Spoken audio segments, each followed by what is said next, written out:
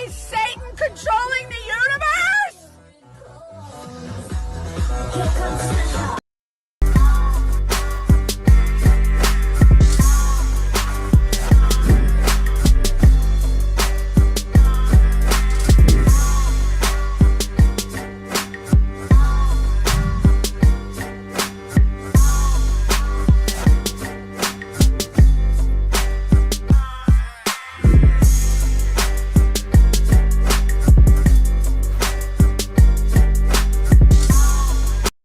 Where comedy meets cosmic adventure. Chaos Twins, created by comedian Sam Tripoli and comic publisher Paranoid American, will sweep you off your feet. Join two girls with the astonishing ability to morph into animals, rally with their cryptid crew, and traverse diverse dimensions. But you don't have to take my word for it. Sign up now at chaostwins.com. In a place as curious as Crown City, adventure awaits at every turn. Meet Anna and Becca, two spirited souls navigating a world filled with wonders and weirdness, alongside their trusted allies, Biggie, Mathilda, and the Chupacabros. They'll stand against aliens, reptilians, and mysteries beyond imagination. Dive into their captivating tales and discover a world where anything is possible. For more information, visit chaostwins.com, samtripoli.com, and paranoidamerican.com. Big up yourself. Welcome back to another episode of Secret Society of Good Guys. As always, it's us. And we're here, you're here. Big up, brap. What up? What up? We're going to be talking about time tonight. How are you, good guys? Fantastic. Sip coffee. How was your week? I don't want to talk about it. I don't want to talk about it. Those are going around. It's going around. It's this in the week. past. It's in the past. I'm in the now. It no longer exists. Exactly. It's a fart in the wind. Well, officially, for some of us on the East Coast and for the rest of you on the West Coast, Saturn will be regular on 11/4 if you're into Vedic astrology. It, I guess, was in retrograde for a whole amount of time, and whatever Saturn rules over, if you're a Saturn planet person, it was supposed to be a very hectic time for you, but it's supposed to like clear up from this point on. I hope so. Smooth sailing. Smooth sailing. And Saturn is time, the planet that represents time a lot. So I figured time and contracts. And I figured it would come up a lot tonight. And I also thought it was interesting because it's one of the planets that some say change sexes. Yeah. What is time? What is it? This is represented by the crone, like an old crone. Like in dreams, if you dream of an old crone, you're like alchemizing your Saturn, or you're having an issue with your Saturn placement. Right. Kronos. Yeah. Which is an old witch. Uh-huh. It's never been an old wizard. No. It's always been female. Saturn's really? Female. Yeah. If you could live forever, but all you had to do is eat your own kids, I feel like a lot of people would be doing it. Probably. Right? Yeah, probably. Depends on how fast you can have kids. Wow, that's a scare. Wait a minute. I mean, don't they call this a planet where, something eats us? Is it Time. Kronos? Yeah. Is he the ruler of this planet? Do we live in a clock? If you guys don't believe in the globe Earth, which I don't, I always ask this question: do we live in a clock? Well, I mean, if we're 3-dimensional beings living in a 4-dimensional reality, right? Like maybe, what if God is just the 4th dimension that's just constantly eating us? I like that you guys are coming in so hot today. I feel like we've been here for 2 hours. Wow. I like it though. I don't know if I'm on this Oh, what is level it yet. I like getting dang, straight to I'm the only halfway point. through my joint. Dick jokes Let me have a coming little more later. caffeine. I Good. like That's getting- when I'll be ready. I like getting straight to the point, you know? Going hard. Thomas, what's your time inspiration tonight? A good time. Hey. I was thinking the best time, Yeah. but now I'm thinking a good time. If you were from Oklahoma, you'd just be an okay time. It's always okay here. I appreciate it. Puns are the highest form of wit. No. It is. What do you? Okay.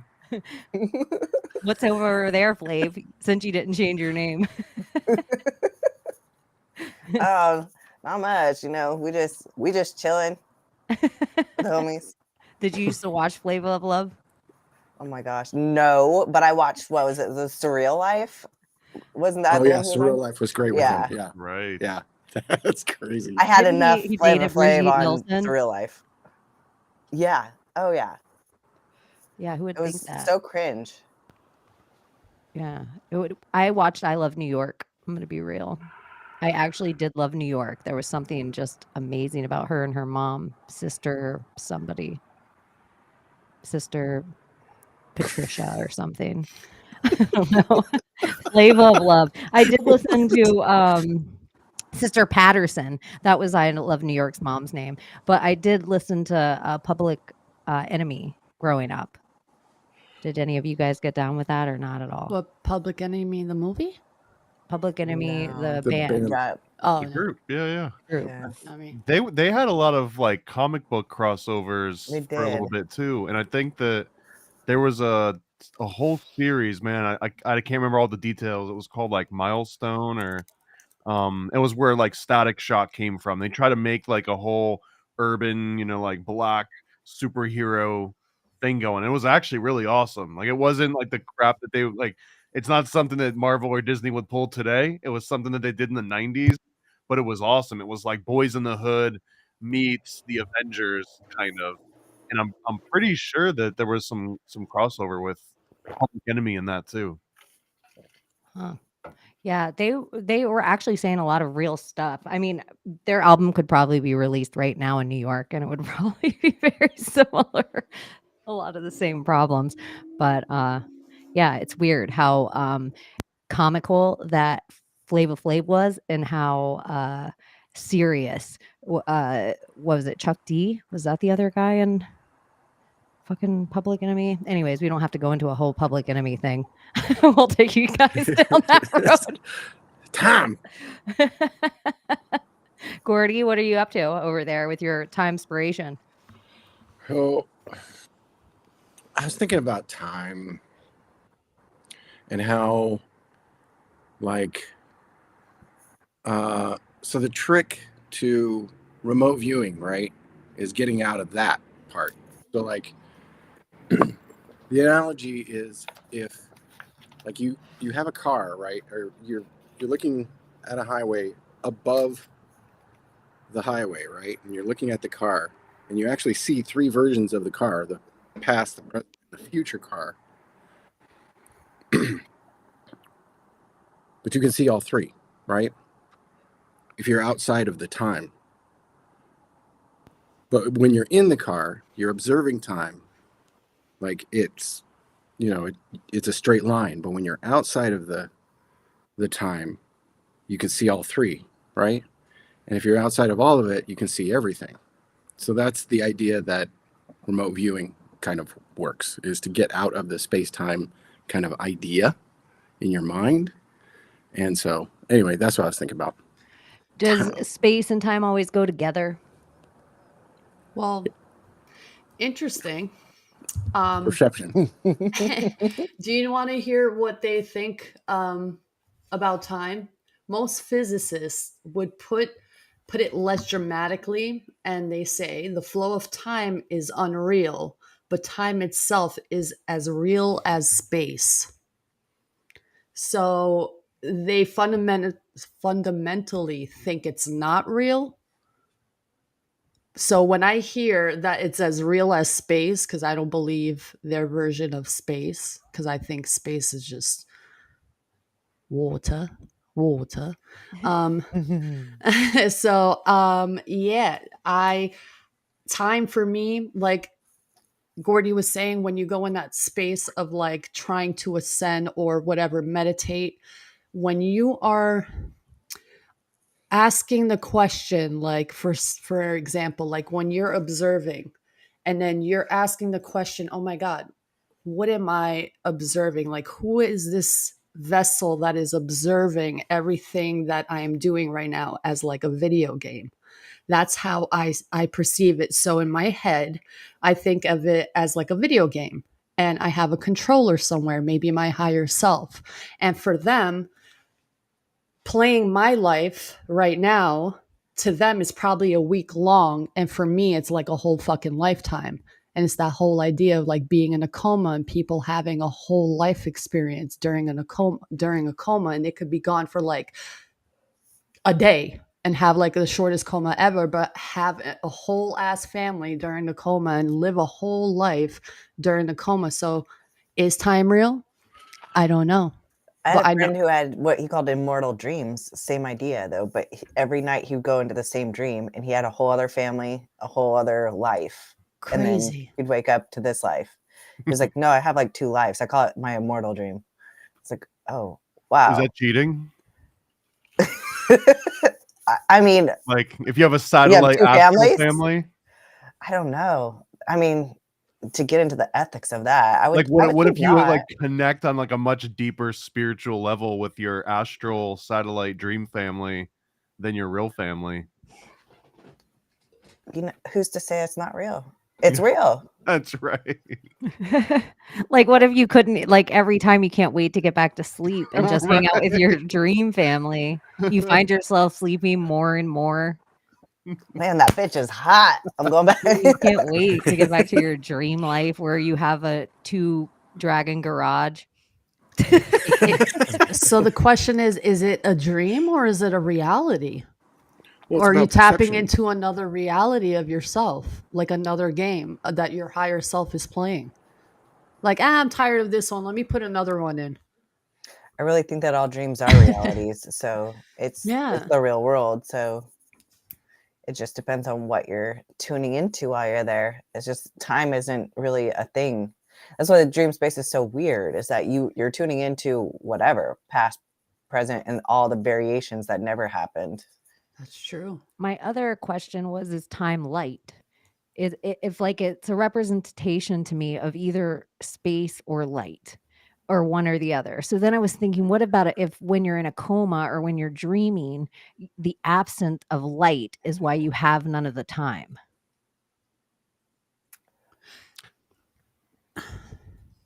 I think about this sometimes because I want to say yes, but then it's like, really, you know, we talk about years and all that stuff, and okay, getting back to the whole space isn't real thing. Like, we're measuring time based on light. That's it. Like, it's just like, it's light, it's dark, it's light, it's dark, and really it's all the same fucking day. It's really, what's the day thing or the week thing or the like, it's just a sky clock above us, and then we're like, this is winter, this is the first day of the week. No, this is the first day of the week, this is the first day of the year. What's a year? This is BC. What's after BC? Like, what made it this BC? month has 31 days. Like, this one has 28. Even though nobody like, people argue whether or not Jesus is real, but we all go on the BC. We all run on this. Even though now it's BCE if you want to be like politically. They add an E and it makes it secular. Okay. I know, it's like adding the X to Latino, like Latino. That's exactly what it is, actually. Yeah. That's so interesting. BCX. Like, we don't believe in paganism, but we're gonna name every day of the week after one of their deities. Like, Rome fell, but we're all going to keep the 2 months named after Caesars. Like, all this shit is bullshit. It really is. It really is. It really the clock that we all exist on. And then once you're in the military, you have a whole different clock. Well, the first clock was the sand and water clock. Those were like the basic, you know, I guess they used it was two buckets. One was leveled up higher and one was like lower, I guess on two levels. They would poke a hole through, I guess, the bottom of it and line it up. And that hole would be a precise measurement, I guess. They would, I don't know how they figured it out, but the flow of the water going into the other pan would rise up, and each line would represent, I guess, minutes. Measurement. Yeah, measurement of time. And then we have the hourglass, sand, water. I like how the hourglass needed. You felt its body. Yes, you were I did. Like, That was water. You were like going, ooh, the hourglass. Yeah. You got all in your masculine and leaned in. Sip coffee. Yeah, but I think I was thinking in my head the first clock was a stick in the ground. Like the first representation of time. They stuck a stick in the ground and they were like, oh, look it's moving. Yep. Well, technically the first clock is the sun and the moon. It does its thing, you know? It rotates, it does its thing, and it's... I know, and I think they did that. They were like, that sun moves, but they did it. They said it like this, and the other guy was like, Like the moon. And he called the other guy a conspiracy theorist when he said that. He was like, you conspiracy theorist, but he was just like, And then the other guy was like, I'm not a conspiracy theorist. He got ostracized from the village, and they were like, that thing never moves. And he thought for years and years, and no one. And by the time he was like 80, he came back into the village, and he finally thought about it. And he stuck a stick in the ground, and he was like, and he felt so good, and he thought he was going to be validated, but they were like, but how are you going to prove that the moon moves? And he was like, shit. It was compelling. He said, and then the rest of them were like, And yeah. There was no real retort to that one. They hadn't actually developed the yet. Make them say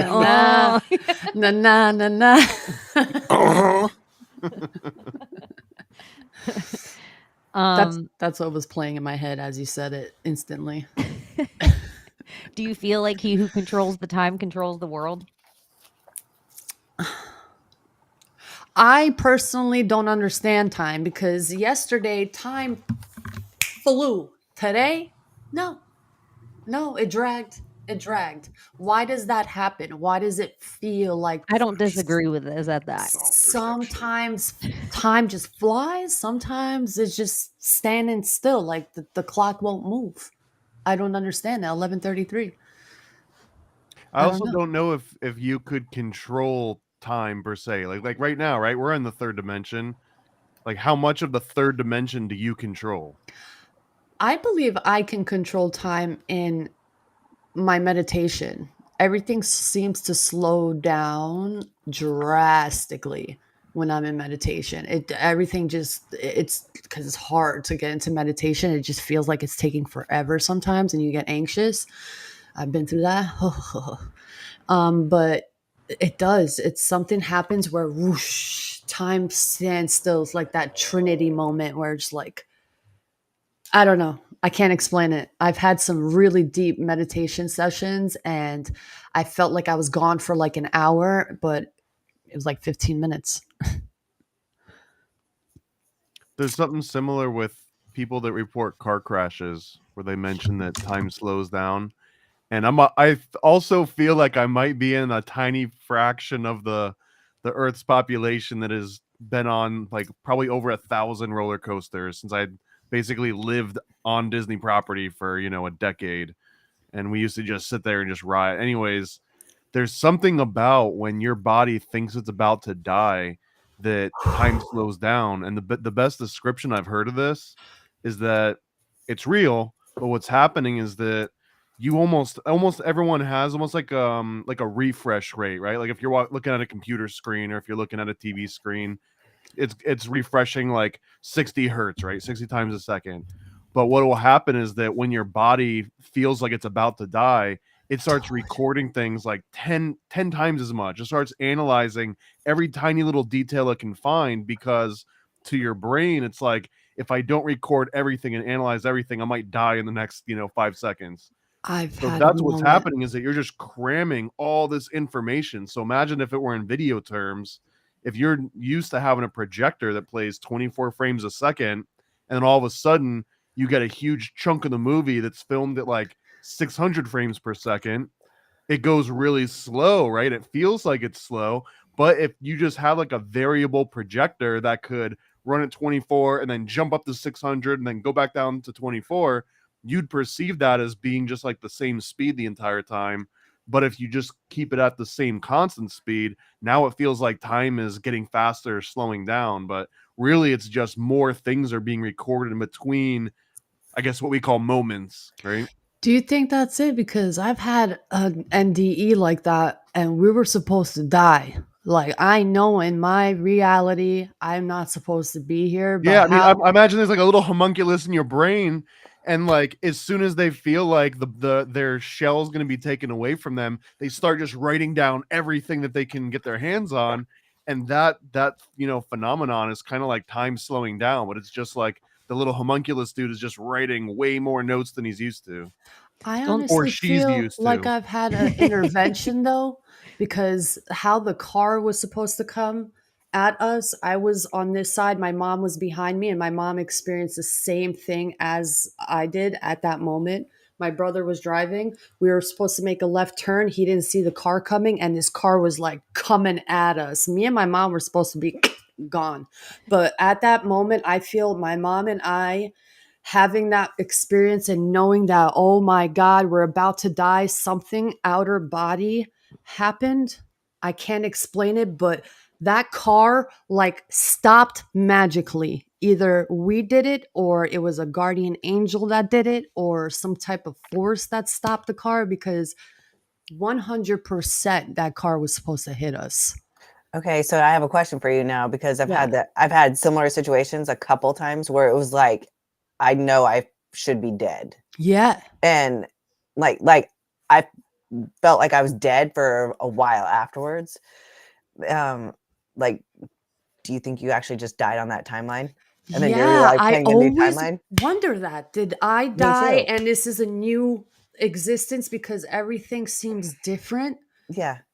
Because I swear I've had the same thing, like with the car. We went off into a freaking canal, like into a big old like levee, and like it didn't happen. Like there was no tires on the ground, and then all of a sudden we're like flying through somebody's backyard. Don't hit a fence, don't hit the house, nothing. And we drive around the house like nothing happened, and it was like we should have been dead. Even as a kid, like riding bikes, you're about to you're trying to avoid someone, so you almost hit a pole, and you're gonna hit a pole, but you close your eyes and somehow you magically don't hit the pole. Yeah. And I'm like, what the fuck? I don't know. I feel like it's a force that we You do actually have. died. You actually. Well, I don't hit think that I pole died. so hard that it almost sounds like your timeline almost like when you die, your timeline collapses into the next one where you didn't die. That's what I'm Maybe it's thinking. just like whoever just doesn't die, like whatever 1,000 chances everyone gets, right?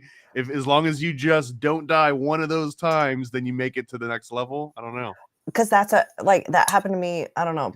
It was like 8 years ago. We're in Oklahoma. You burn like wood and pastures and stuff. You can't just leave like felled trees and stuff. It's bad. So we were like burning trees, and like we're literally lifting up this huge tree. Okay, I'm in the middle, holding the center of this tree trunk, and then my son's on one side and my sister's on the other side.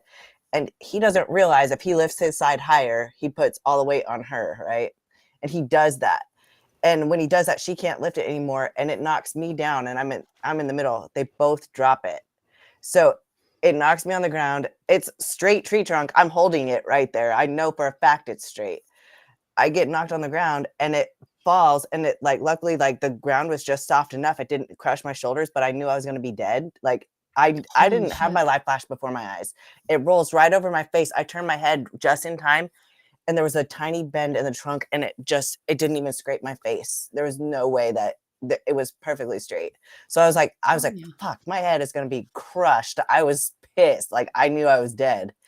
And then for like a couple weeks afterwards, nobody understood that it was divine intervention. I was dead. Like there's no way I didn't die.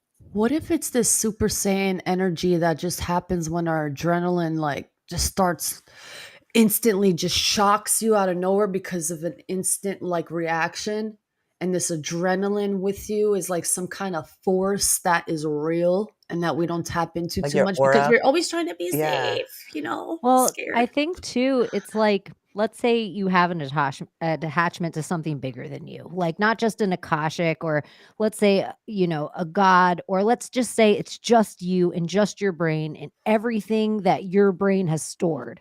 I think in the moment of panic, of near death, your brain is scouring through everything it knows. Have I seen this snake before? Have I ran into this car before? Have I seen this person before? It is in a mad search to see if it can find the thing to save you in the moment. And I think it scours so busy and so fast at such a quantum speed that all of a sudden, instead of having like a rhinoceros probably sees slower than we see and slower frames a second. It just moves slow. It doesn't have to move so fast. How many things are threatening it? Whereas a hummingbird sees in a million frames of second because so much stuff threatens it. And so we move in slow motion to it. It's like, voop, voop, voop, and we're just like, whoa, hummingbird. Like we're in slow motion to it. So somewhere, I think in that moment of death, our brain becomes hummingbird brain.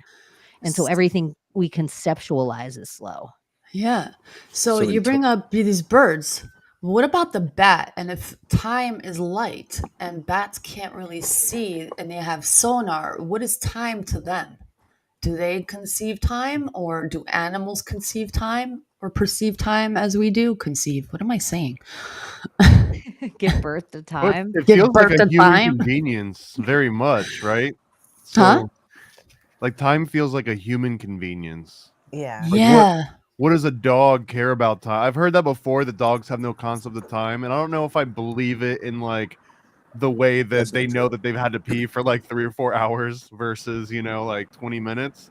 Or waiting But, for like, their human what to do they come home. like? What do they care about being so specific about anything? What does anything care about being that specific?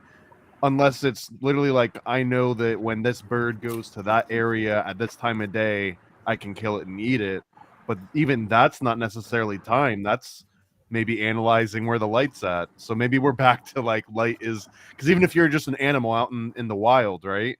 At that It's just point, light you're in kind of, space. yeah, and you're just training your brain on, when this amount of light is hitting my optic nerve, then it's time to go and eat this thing that might be in this area, which I guess is time, but to them it's just this like specific sense they get. You know what it we're is? time? It's the fact that we contemplate death. That's pretty much it. So Because I don't think they contemplate their own death. I don't think it's death. I think it's failure. I think it's Just we cause and give effect. ourselves a list of things we have to do before a date. We give ourselves a bucket list, and I have to make this much money. I have to fall in love. I have to have this many kids. I have to have this house. I have to have this coffin, whatever thing people have to have before their thing. And so if people don't get to achieve that thing, they're like, because when is it that, oh, they were so young. Like they were so young when they died. We're like now at our age, if they're like, oh, like we see Matthew Perry died, we're like, oh, that he was young. Because we're at a different age now. And if they would have told us this at 18, would have been like, seems like a 50-year-old guy has a heart attack in a hot tub. okay. So we have the idea of time travelers, right? So what if we are time, vessels of time? Since we are the ones perceiving it, we are the time, we are it, like each and every single one of us. We have our own time, we have our own perception of it, understanding of it. We are the things that create everything here. So what are we are the time capsules that create moments of time. We are the creators of time, in a sense. What if we aren't at all? What about time's the lock on us? That's why they want us to have a big bin. It's the spell. And all of our phones have to match each other's. And Bezos wants a 10,000-year clock. Yeah, screw time, y'all. Well, that's for real. Exactly, though. Like it's not on your side. No, it's not. I'm here to tell you the Rolling Stones are lying. So how do you get time on your side? make peace with your death and ride with death as your homie. Realize that he's right there over your shoulder, and so you don't have time. It's realizing you're not immortal, because we all know that we're not, but most people act like they are. Like, oh, I got time. Your matter, and they act like they're immortal, and they are not. Your matter is gotta mortal. acknowledge them. Yourself is not immortal. Yourself is immortal. Yeah. Yeah. And like exactly. It's like this time is the trap that keeps the matter. Yeah. What does anyone remember the movie with Justin Timberlake where everyone gets born and they're allotted like a certain amount of time? I think everyone gets like 20 years. No, we talked just in time. I've seen it. Yeah, is that really what it's time? Called? In time. Okay, yeah. I've seen it. It's called Just in Time. Way better name for it, but absolutely. I've seen it. It's good. By the way, this is summertime. But listen, we are time because we are the currency. We are the things that make things move. We are the flow. We are the energy. We are electricity. We are water. We are minerals. We are it all. We are it. I truly believe we can be the masters of time. I absolutely agree. Because even like somebody in the chat had said, like, you can only travel to the future, you can't travel to the past. But I disagree with that too, because if you've ever done a timeline healing for your own timeline, I think that you are your own guardian angel. I think that you go back and you can reset time. You can fix your own timeline. You can fix other people's timelines. You can fix your ancestors' timelines. Death is my spirit guide, I think. And it should be. I've changed the past in my reality so many times, and for so many situations. I look back, reframed them, and totally changed my perception of what the situation was. And that is the most healing fucking thing I learned in my life. Like, literally. And is that not time travel? That is time travel. Yeah. Mm-hmm. Reliving that moment and experience and detail to the T, and then understanding and learning the lesson and reshaping it instead of playing the victim. Why me? Oh, they. But in saying, okay, I know this energy. I know what to look out for. It kind of makes you aware of that energy that you were in. So when you face it again, you know what to do. It's like a guard. The past is kind of like a guard if you know how to use it. Yeah. If you know that whole idea, everybody always is like, oh, if I could time travel, I'd go back in time and kill baby Hitler. What if, that movie with like Bruce Willis where he has to go back in time and like kill himself? Like, what if you're like, oh, you find out one day you're Elon Musk and you're like, oh no, I'm going to create Skynet and take over the world. Would you go back in time and do that movie? Like what's that other kid in it? I don't know. Would you ever see the alternate ending to Butterfly Effect with Ashton Kutcher? The alternate ending is he goes through, it was like an Easter egg. It wasn't even on the stupid, you had to have the DVD and you had to like find the Easter eggs. But in the alternate ending, he goes back into the womb and he kills himself in his mother's womb. So that way he could like fix the timelines that he kept trying to fix. Oh, yeah. I feel like I have seen it now. Does he like strangle himself with like the cord or something? Yeah, maybe that was it. Yeah. Yeah, that's wild. That's like a crazy thing to think about. But maybe that's what they thought about. They were like, what if I'm Hitler? And then he's like, I would kill myself in utero and just put an end to this. That's a wild concept. Time cop. But I do think time would be the way they would eventually, like if they were going to dock you and crypto credits and all this weird stuff, it will be for your time. Like whatever you enjoy doing will cost you a certain amount of you putting in something you don't enjoy. Which is what they're doing to you now. I read this crazy well, if you're some people do it where they did for a living. They would bleed you, and your bleeding you would take your time, but they would take the elements from your blood and make actual coins with it. So it was like kind of the whole, kind of like adrenochrome type thing. It kind of mixes it all together. And where does time go when you sleep? Like when you don't dream?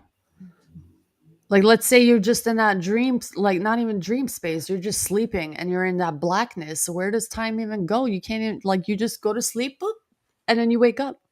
Well, it goes all to all the kids in Australia and China. That's what I always heard. Like, It is Fucking interesting how you just fall asleep or like you're knocked out. Like you can actually get knocked out and then you'll come to and you'll be like, I felt like I was asleep for 5 hours, and people are like, no, you got your lights knocked out is what happened. You were only out for like 15 seconds. But it's just so weird how that kind of stuff will happen to you in life.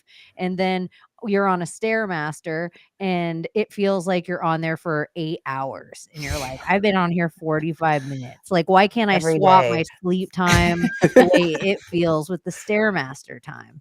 So then sometimes I really believe hell just has to be where everything's so slow. So you must be just doing whatever you hate the most, because that would be just what would, because they're like, time flies when you're having fun. So that just must mean the highest heaven is like, oh, you're having the best time because it's just flying. Right, what water just boils instantly in heaven, but like if you're in hell, you're always The hungry. watch but, like, pot never the boils. water's just like Yeah. just always slightly bubbling, but never quite getting to a You're boil. like, in a sense, we kind of do time travel in speed, but not like in a way that we think. Like when we get in our cars, we get to certain places quicker in a matter of time, like through speed. So Like fast like, forwarding. yeah, it's like, compared to me on a horse, you would time travel, and compared to Paranoid American and his Learjet, he would time yeah, travel, yeah. and So then it's a we'd all form. be Abby walking. But then, man, But Crip then we're walking. just making up, especially Crip walking. But she probably has a fast Crip walk all that time at the gym. It's a gimp. But we're also saying for you to get from point A to point B, so how much space can you cover and how much light does it take? I always wonder if the missing piece of time traveling a whole person to the future or the past is water, because matter, can't really Well, I'm glad you brought take this that. up. Yeah, can't really take that force of like speed. So what if they put a person in a bubble, like a hard bubble with water, and they have this air suit on and they can like teleport this thing super fast without hurting the person's body? What if they're doing it wrong and they're not using the right matter? Okay, I like where you're going with this, because my brain the other day, which this is going to sound probably stupid, but No, it doesn't. we're just in the Nothing. car, right? And my daughter's sitting next to me, and I'm just all of a sudden I'm like, this is fucking trippy, because if I slammed on the brakes right now, and we would go flying through this car, but really we're just sitting still. How weird is it that you're sitting absolutely still, but you're freaking moving? Like, That's why they say that's you don't why feel that. the earth spin. That No, exact same I know, reason. but I don't necessarily even believe that. I still, know, though. but I'm just that But is I the know, logic exactly. behind. But you can bring up But Bermuda it has to Triangle have, huh? with this, and the whole idea of water and time travel and Yeah. submarines going missing and boats going missing, and then them returning and saying, right? Has any of these boats or ships or planes returned? Right? No? Well, Abby brought up one of the trains, the last Mhm. thing, but the planes, some of them, people have different theories on what happened to them, if they're UFOs or whatever. And then there's the Bermuda Triangle. I think it's interesting that the movie Hot Tub Time Machine is a thing that we see. And Whoa. the Masons also, like, they go through a whole ritual when people die. And we see all these other rituals happen with certain celebrities. What if they can leave their vessel inside of a bathtub to get inside of a different thing? Because they see these things of like old Egyptians, and they seem like they were laying in some kind of liquid in their sarcophagus or something. So what if they're like being able to, like, heredity or fallen, if they're able to do, like, let's say there's a dark Shinigami and I can hang myself. If I can leave my spirit inside for long enough, you come by, I can jump. But if we can do the right ritual, the higher bloodlines come in. And if then we can pull an exact deity into us instead of just some flippin' Cheney energy, we can get the Queen of England or fucking Joan of Arc or whatever people all say they are in their past life. So then it makes me think of this water and these celebrities doing these certain things on these certain dates.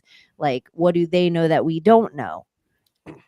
Well, we come from water, the womb, and we travel from somewhere to get to the location and destination in my mom's vagina somewhere at some point. So yeah, the water I think is the key. Well, check this out. So when like the dream hackers and stuff were working on a lot of this dream experimentation with lucid dreaming states, you could end Carlos Castaneda gets into this too. When you travel You don't have to be with your racist. energy body, when you travel with your energy body, like in the dream state, you could act, when you actually go somewhere in the dream state, you can wake up there if you do the twin position. So you have to put your body in the same position that your actual body is, like, and go to sleep in the dream. But in order to stay there, it takes a lot of energy. So what they do is people on the other side will throw you in a cold bathtub. You have to be in the cold ass water for like half an hour before like your body will stay in the new location. Interesting. Because that's how you can move physical Like matter. Wim Hof. It's I through wonder the if there's water. something that he's figuring out where he's The like trying cold to water. Yeah. Yeah. Stargates, they always have the water through the portal. It's always like a liquid. I'm telling you, and that's what they're doing. They're moving. Okay. People don't realize dreaming is so much more complicated than you think. What if I could get together enough umbilical fluid? Could I get a ship through something? We're doing some Frankenstein shit, right? Do they collect Mary the Shelley, umbilical here we fluid? go. Do they collect that? We don't know where fluid? it goes. It's one of the most expensive fluids on the planet, and they take it from you. Like They take it? They take it in the hospital 100% of the time. They cut it right off the baby, and it's actually what should happen is they should leave it on the baby until it falls off completely. Like the whole entire thing, it'll be fine. The body will let it go, and it doesn't need it anymore. And it's like all the chemical between the mother is this like perfection, protection. It's like the divine masculine and feminine. It's like the feminine thinks it's the most beautiful thing it's ever seen, and the masculine is like, I'm going to protect it with everything I got. So the mother and the baby have this chemical going between it, and they just take it from them at the You hospital. should see what it looks like under a microscope too. It's wild. Really? Yeah, Do because they have that? I just happened to go. I got to look it up. see it because I went into wanna preterm see labor, it. and they were like checking to make sure that it was really the thing. So they put it on the microscope and had me come look at it, and they're like, it's one of my most favorite things to look at under the microscope. I was like, why? And they're like, well, look, it looks like a freaking fern. It's the fractalness of it is just perfect and beautiful. It's like the most beautiful structure. Oh my gosh, I'm Really? opening it up. I want to see it. I It's really beautiful. got it for you. I see something too, but it just looks like a bunch of bats. It was like looked like a fern. It was Yeah, insane. that's what I'm looking at. I guess it looked to me. I thought it was a bunch of bats at first. I swear it looks prettier than that. It's just this crazy structure. It's not like any other. It's not like regular water. See, that doesn't even look. I swear, what I looked at looked perfectly like. I think they do this on purpose. They edit it to make it not look as wow. I think It it looks All beautiful. rainbow. Because it looks like an actual like frond of a. Well, let me get out of here. Let's stop giving all this free advertisement to fucking Google. That's my favorite when people are like, I'm out doing something like this, and they're like, oh, "You're Googling. You need to use what? Tell me what they don't have. Tell me what they don't own. I need a Russian search engine. Do I? Alta Vista, man. Hold on, let me track that on my personal tracking device, and then let me not use Google on this thing. I don't care at this point. Hillary, come bleach my emails. We do it all the quote unquote time. Like with a cloth? Yeah, old school style, like wax on, wax off. Can So you even imagine me and old ass Hillary? If time is a perception thing, like you brought up the hummingbirds, and like if your metabolism is running like a hummingbird and your perception of the time is so fast, like in the Toltec mythology, like the warriors were the hummingbirds, like they were the ones that were. And if you watch hummingbirds, like in the mornings, I'll come out here and watch the hummingbirds in the backyard, and they're feisty, like they're mean to each other. They're always fighting, and that's like that frantic energy. But if all we see is them fighting, but we don't see their little seconds of like their gratitude for their babies or their love for each other or whatever like that. It's to them, it's to us, it'd be in the smallest scale of time is like what is it? A Planck Sleck or something like it's after Max Planck, who did all the quantum studies and stuff. From all the quantum theory comes from Max Planck, and the smallest amount of time is the Planck particle or whatever it is, the smallest amount of time. If we're operating in that kind of space, like you're talking about, Abby's talking about, like your time from your birth and then you're chasing your death, everything is condensed in between those spaces. If the hummingbird only has this amount of time and we have whatever 72 years or whatever, it's all perception. And that's just proof that everything is in here. We can manipulate the time because it's how we're perceiving it. So if we can get beyond, like in your dream, you're not subject to that time. You're not in the matter. You're outside of the matter. So, or you're in a different matter. So it's all perception. Is all about how we take it in. Like an owl will just sit there and wait. Like that's why they're the guardians. Like they'll just sit, wait for the opportunity. The opportunity comes, and then they take it. And they don't know. Nothing knows what hit them because they're quiet. Whereas a hummingbird strikes real fast. Like that's why the warriors in South America use that as their totem. I wonder how like a bear going through hibernation experiences time. Like when the bear wakes up, does that feel like they just slept for months, or is it like going into jail? Like you do like one really long day in jail, right? Like the day you go in, day you go out. Is that kind of like hibernation? I don't know. That's another one too. I don't know if you've ever heard that before. Like I was going to ask about that in general because there's all these different. I was going to ask you guys about military time. Different, like from boot camp to just service, because people are like, I can't get out. College time, and then jail time. If you've ever spent a night in jail or time in a military and jail are probably very similar. All of the above. Yeah, it's like that idea to me. It's just like everybody was talking about in slow death of near death experiences. And I've had a few of those in life. I've had like near drownings and how slow that went. But then I've had a long near death experience of recent. And I will tell you that I had like this 1 week where I thought it was 3 weeks. Like the time went so slow because my body was so close to death. It was absorbing that flash moment, but for the whole long thing. And when I looked at a real calendar, I was in disbelief that I was like, no, it was 3 weeks. I knew it was 3 weeks that went by. There was no possible way it was less than a week. It made me mentally, like I felt like I was losing my mind. It was the most amount of, so it's just like that split second thing for too long of watching, like that would be a superpower if everything went that slow. No, it would make you crazy. You would become the Mad Hatter. It would make you crazy. Where if you existed on a whole different time frame than everyone else, every breath you felt, every blink you felt, every time you got up, you didn't realize how many times in the day you used the bathroom or sipped water. It's like those little monotonous things.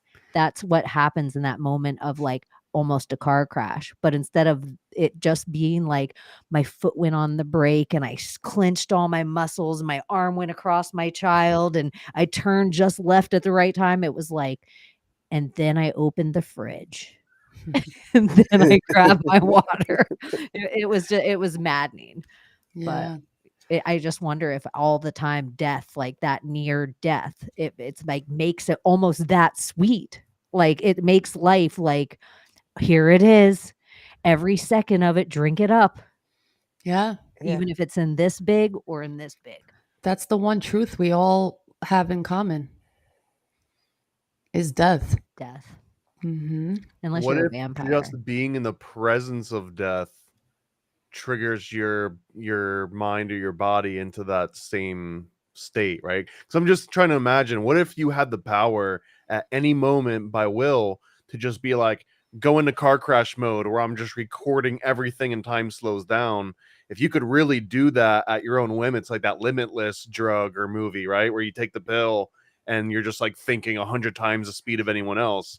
If you could just jump into that and out of that, what if like the way that you can jump in and out of that is, you know, putting your body in proximity to someone that is actually dying, you know, so that it like kind of triggers like almost an osmosis, sympathetic mad. I don't know. I'm just So you need to watch the OA, because this OA talks about near-death experiences. It's a show on Netflix, and there's a scientist in there who captures an angel, the OA, and this mad scientist practices near-death experiences on these captured victims that he's captured and locked away, and what happens is these people who go through near-death experiences actually jump timelines and go into their other realities that exist when they split timelines, when they're about to die.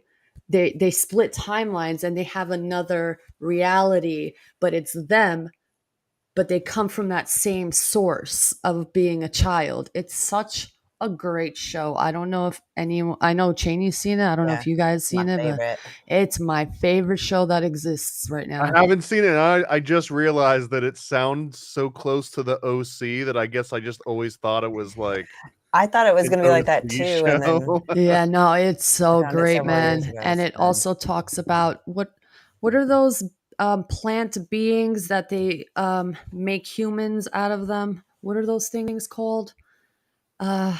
Tree folk? No, I forgot what the name is, man. They look like root plants, but they make humans out of them, or they're kind of like alive. Bonsai? What was it? Bonsai? I don't remember. I have to look it up. But anyway, that mad scientist also experiences on people and growing them in the ground like doppelgangers with these, I guess, some kind of root in their brain or their ear that grows. It's so fucking crazy. You have to watch the show. What's trippy is that that's completely based on the dream hackers, the Russian dream hackers. Like that's all their research and everything was put in that show. So between that and Carlos Castaneda's work. So that's why I always liked it. It's like, it's in my wheelhouse. And the star of it, she wrote it and stuff. Like, yeah, so she's got to be, and then she's Russian in it, you know? So she's affiliated with these dream hackers because like, you know how they do the whole like dream experiments where people are going in there and they're sleeping and then they're just whispering in their dreams, they record the dreams. That's this Russian group did it for like several months. They had like over 1,000 participants, and they were the ones who were doing all that experimentation in Russia. And I found the word mandrakes. That's the whole idea. Yeah, the mandrakes. And people. When they went into the dreams, they would have to eat something alive. And then if they ate something alive inside their dream, they could come back from death every time. And one of the things that sticks with me, they all have interesting names. And so one of the dudes in its name's Homer. And he keeps going to this place, and it's almost like, is this heaven? Is it hell? Is it past? I don't want to give anything away, but one of my favorite lines in that is where he's like, oh my gosh, I realized for the first time, like because he kept crawling to an end of a tunnel every time in this dream.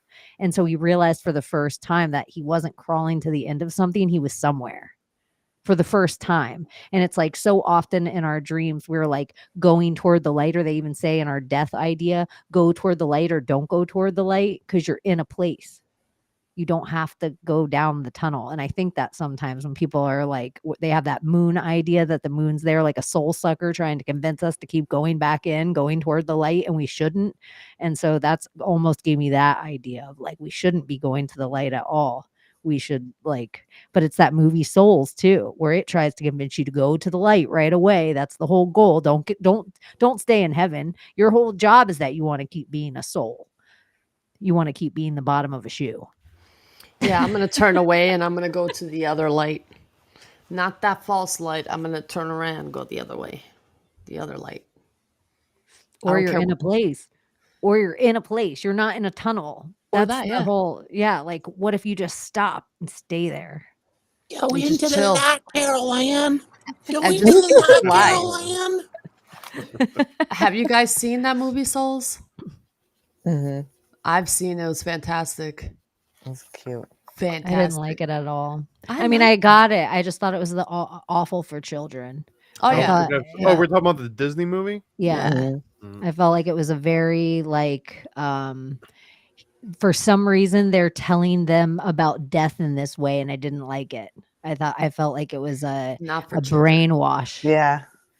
and like Mhm. a little too deep or something. And I even Wait, felt like not the lead Walt Disney. character. I know, right? cried. I even felt like the lead character wasn't a right lead character for children. He was like, I'm bitter about life. I'm an old music teacher. It was like he wasn't set up for kids at all. It's an odd movie, but yeah, all the Walt Disney. Have you guys ever made a time capsule in your life? Yes, I have. I did once. They were the coolest thing ever when in the 90s at least. I remember Nickelodeon had a big time capsule that they buried under Nickelodeon Studios, and no one cares about them anymore though. When's the last time they did a big time capsule anything? I don't get it. Like we did it at our elementary school, and I swear that they put on there like the year 5000 something. I'm like, this isn't even going to be standing then. What the fuck? But then we made one. Me and my stoner friends, we were all sitting around in high school, and we were so freaking high, and we're like, let's make a time capsule. So we decided to like bury our stash. We're like, oh, we'll come back and we'll smoke this in like 10 years, and like The we best bury movie it. ever. It's like 3 days later, we dug it up. We're like, oh shit, we better go dig that up. We need that. It didn't last. I would It, get it made paranoid. it 3 days into the future. We're gonna get arrested 5 years from now. We better go get that. May as well just do it. Do you guys remember anything you put in your time capsules? Just I think Barbies. Yeah, baseball cards. There's a couple Barbies that I put with their If you were to clothes. put something in a time capsule today, that they were Newspaper. to dig up 50 years from now, what would you put in that Bitcoin. represented? Yeah, that's the thing. Everything. Nothing's real. They'd be anymore. like, "What's this Everything- code phone. for?" Everything's a digital. phone. I would put a phone in there for sure. Like one of our I can't even find a Technically, charger to charge my old iPad or old iPod. I'm like, just can you bought imagine if one. we put a phone in there with a charger? Like the chargers update every. So What if you leave it charged and just keep it turned off? It'll die. Eventually, it's It'll just still gonna, die? Yeah. Really? Eventually, it's just gonna. That's annoying. dissipate. Do Can they I do just- that on purpose? If we really legitimately had to make time capsules right now today, drugs, guns, and rock and roll would have to go into mine because none of those three things will expire. they're almost Amen. expired Rock, roll, already. rolling. Good drugs.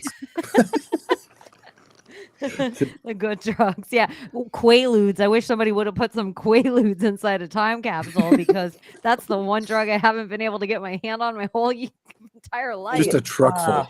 Just bury a semi full of Quaaludes in the Yeah. 70s. That's what you If do. you're Is you go out back there- to You the need to go look at my friend's mom found a whole jar of them in an old storage unit. That would be better- the place to find them. And You turned them in better hit up immediately, your I friend's assume. mom. I think I'd write a book and like Where's the write wow? all my thoughts of what I believe my worldwide view is. And I'll like just tell people like, hey, this is how the world is at this time. We did this, this, and this. I know it seems crazy, but I'll put in depth of what this world is like and my perception of it. And yeah, and put in there. And hopefully someone will read it and be like, wow, this was the world one day? Cool. I'll tell them that everything that ever was printed was a lie. And this is the truth in this. And then people will carry it around like it's a Bible. You'll call it the gospel. The Diary of a Young Girl. Or, Yeah. I mean, I'm gonna call Mandela mine my effect. struggle. I hope they don't mistranslate my struggle one day, and it then they'll becomes start to scary. worship Layla. No one's allowed to ever have a struggle and write about it again. Isn't that No. funny how that works? Yeah.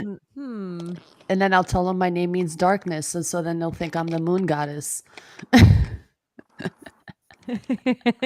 So you really quickly, in less than 50 years, in one time capsule, Godpill is a vampire. She Yep. already is Hillary Clinton in one time capsule. She's like, and then I'll rule the world and I'll have a Bible. Yeah, for real. I'll tell people the truth as it is to me, and then people will carry it around like it's the It's the word. it's the good The word. I mean, I'll put flesh on it. I'll bind it. I'll write it with special ink and everything. Make it the living word. I'm trying to think, is there anything that Word. screams right now Mhm. besides our phones or something Word. digital? Oh, Like, do we have we don't really have our own fashion right now. It's just pieced together all fashions that have already existed, right? yeah, kind of a mix. Hmm. Yeah, there's nothing that really, I don't know. Is there something that's so 2023 that you'd be like, this is timeless? If you go in New York, it's very weird. The trend is very weird. It's like just wear whatever you think, like piece it all together and make it art. And some outfits are pretty cool. I'm not gonna front. And But then they some of them are also, just but weird. part of the thing too, you have to pick a pronoun to go with your outfit each day. And they call that art too. Sorry.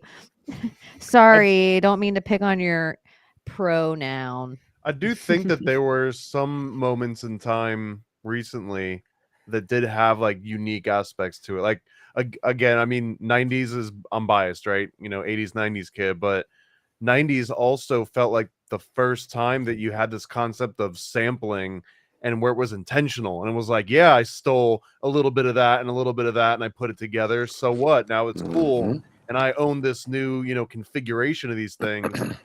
Taco Bell came into existence, right? What is Taco Bell than just like sampling Mexican food and rearranging it in like 20 different ways? But I feel like there was this whole extra version of culture where it was like it's okay to mix and match and make your own version of stuff with everything, that, the music and everything. yeah, everything, Like like Sublime. yeah, like- Sublime or like Limp Bizkit, Yeah. There's nothing something new with under the like sun. Everything good has already been written. It's just everybody takes from little pieces of everything else. But it Even did feel like one of the first composing times that everything was scratch. collaborating with everything else, like Yeah. country and rap. It like there was no other time that I I'm aware never of thought so that would many of work, them. and it totally works. I'm like, but Well, maybe it's the I'm not a best country genre fan. ever, clearly. Yeah, I know, right? Timeless. Layla, what It's did you see in coffee? Huh? What did What I did you see in my see? coffee? before you ask, what is, you have to explain what it is that you're doing. Okay, so I drink Turkish coffee, and it's a coffee that has the coffee grinds in it, and it's very fine, like powder fine. And you make the coffee. I add 3 spoons of sugar, 3 spoons of coffee, put it over a stovetop, let it rise and boil, and I put in my coffee cup. So I drink my coffee, but with an intention, like, I don't know, like maybe love life, because I'm single for 10 years, celibate for 2, just saying them. But anyway, so that my intention was love, like what could my love expectations be or whatever. So I drink my coffee and then I turn it over. Well, I kind of spin it 3 times to the right and 3 times to the left, and I turn it over and I just let it do its thing. And what I have here Let me see, I'm gonna play is, big. Hold on. Pink. you guys can try and make it out, but I know I have a crack here, but it's my favorite cup and I refuse to throw it away. Is this a Rorschach test? Yeah. It's kind of So- the exact same idea. So this is what came up. I don't know if it's 2 people, 2 things. I mean, I totally see the Mad Hatter on the right and Alice on the left. Yeah, I but like see every figure matters. Sugar! This I feel like is a sphinx right here. Like Yeah, its yeah, I see tail. that. Yeah. And then right here, I don't know. I'm still trying to make it out. And then that symbol right here means something. So I have to be in my zone to kind of read it. And then that white figure means something. Looks like But each Nefertiti. thing has like a side. This means something. That little white spot means something. So I'm not great at it, but I try my best to see what I can see in my own view. Like here, I see a little key right there. So I'm going to be opening something new, but it's going to take time, and it's behind the Sphinx's tail or underneath the Sphinx's tail.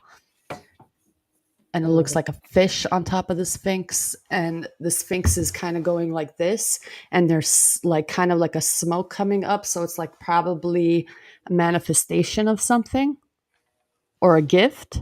I don't know. I just ask questions. Is there anything about it being coffee or Turkish coffee or anything at all more specific that makes that something different than saying like, I had alphabet cereal and like Yeah. and letting like the letters? Some people do tea. Some people do coffee. But with this type of coffee, the figures are just so much more detailed and so like way better than tea leaves. Like you can like because like the ground up ones, it's like a higher resolution almost. Yeah, it's like 3D. So that's why I prefer doing it this way, because sometimes the whole cup is just covered with stuff. And my intention was just very small. Am I going to meet somebody? And to me, it looks like that, yes. And it looks like a good thing. For me, the Sphinx is like wise, I don't know, wise, still, calm, ain't, I don't know, wisdom, like old, but wisdom, that's what I think. A Lion of Judah. So yeah, I do that sometimes, guys. I have my witchy tendencies. If you think this is, it's not real. I don't know if this is really telling my future. Okay, this is just I'm asking a question, and maybe like I'll see something that'll reference to something. But I will tell you, when I had my coffee read, time. I don't know. Here's what happened when I had my coffee read overseas, and that's why I know like this is some crazy shit. I had this coffee read up in the village in the mountains when I went overseas in Skopje. And I think they were my cousins, and they were reading the cup, and they said, Layla, something is I don't want to say because it's so bad, but something's going to happen in 9 days or 9 weeks, 9 months, but it's a 9. 9 days later, my brother was shot. And he was shot on the 9th. And it was just like crazy how it all, like it showed. And she said, it's going to be really bad. It's going to change your entire life. I don't know what it is, but I need to tell you it. And that's what kind of made me believe that, this is something I should get into. It was a sign. Yeah. It's interesting. It's like very old. They've been doing it like 1,000 years or something shit. Yeah, they've been. That sounded like disrespectful. 1,000 years. No. This goes back into like ancient Rome, ancient Illyria, Palgacea. Like this is I don't know if it's with coffee, but I definitely know it's with tea and other mushrooms and you other think this would be herbs. valid with like strawberry quick? I don't know. Ground. If you put like too much in and like it's with raw milk, super saturated, and you drink it all, and then there's just like a thin layer of like pink crystalline sugar on the bottom. Could you technically read that? Or if it does the same effect of like sticking to the glass on the outer, absolutely. I'm just wondering, like would there be a difference that like that came through like this conglomerate, demon machine of Mars, corporation versus ground by, I don't know, Peruvian children? I don't know. One time when I was a kid, I was like, ooh, quick. And I was like so excited because I was like a little chubby kid and I couldn't wait to like get a spoonful of quick while my mom wasn't looking. So I took the like container because when we were younger, it was like a tin that ashes would come in. Yeah, dude, you could cut yourself on one of those things, right? You had to open it with like a screwdriver. Yeah. You had to like open it with an old paint thing that you got from 2 Home miles Depot. of snow, no doubt. Yeah. So you had to open up this like lid, and I stuck in the spoon to get like a huge spoonful, like a tablespoon of it. And I was so excited. And then like my mom opened the door, and I was like stuck it in my mouth real quick. Oh, I think I was gonna sneak it, but it was like I might as well have been trying to chew like 8 saltine crackers at once without water. Yeah, It this is was like the cinnamon challenge or whatever the hell that's it is. exactly what it was. So my mom was like, "What are you doing?" And I was like, "Nothing," but it was just like like a little fucking A sneak. pea cloud. Yeah. Note to self: when I die, I want my ashes to be in a quick container, like an old school quick container. That's what I want. That's what I want in the time capsule. People are like, "What the fuck is happening here?" Not one of those new ones. Not a plastic one. I know. I was wondering too, because they were saying something about like people going down and deep in a sub, they age less. And then I remember like them saying something when people went up in a plane, how they would all age them because their body wasn't using their muscles at all because of the lack of gravity. This is all whatever. I know, flat Theory. earth arguments. Yeah, this is all theory. But I was wondering, like, because of the time flies when you're having fun, is there something like, do pilots, like if you're actually flying more, are they older or younger? Like if you spend more time off the ground? Look at Tom Cruise and Top Gun. Fair enough. I thought that was Yeah, because he was a Scientologist. There is that idea that the higher you go, that the time slows down. Like, in theory, your face ages slower than your feet.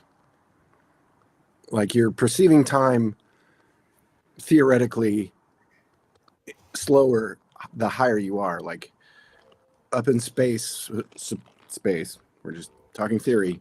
Don't get pissed off, people. Space, time, light. Hey, Whatever. my Bible. The vacuum. Okay, so in Warner von Braun dick sucker, am I right? so there's a series of books called oh fuck, what is it? Mormon dude wrote these about, it was some sort of Messiah Brigham story. Young. yeah.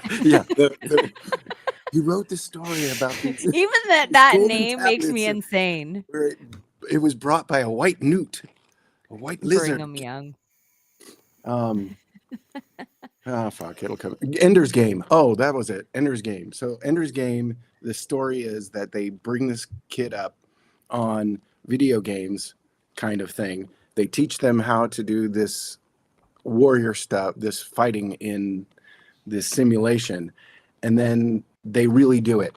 Like out there, they're actually doing it they're just essentially running a UAV of some sort, like a drone. And they're shooting all the aliens in space.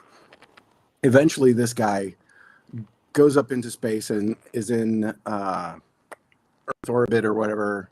And he's up in space and they're traveling faster than light or whatever. And he comes back and it's been generations. Because if you're going at that speed, supposedly time slows down, right? And that's the theory. So in 30 years, this guy has crossed 150 or whatever and comes back to Earth, and everybody's like, oh my God, he's the Messiah. That idea.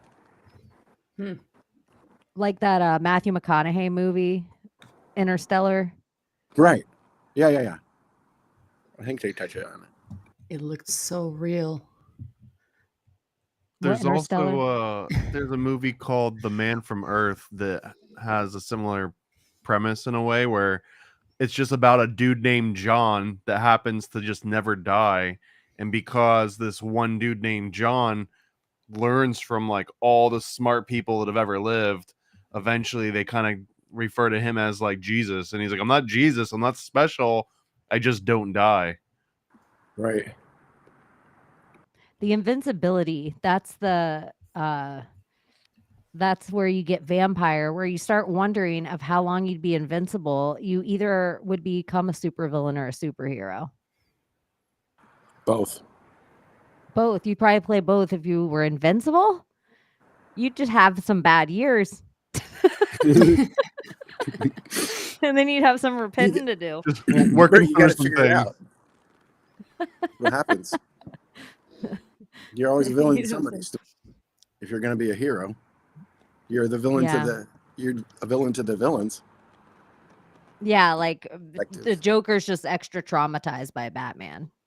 Right. Yeah. Like fuck it's just that. adding to the trauma. Yeah. What are you doing to him, Batman? Isn't time just constantly nowness? Just constantly now, no future, no past. Is just constantly now. The now. It's the only now time that now. exists. All the rest is Yeah, imaginary. it's the now. That's what I mean. Like day and night is like it's always just now.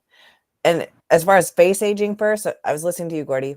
The reason why your face ages first is because people don't realize you have shit tons of muscles on your face and you never ever work them. So aging is a fucking lie too. Mhm. I mean, like for example, have you seen those people who have like the huge gums when they smile? They're like really gummy. Me.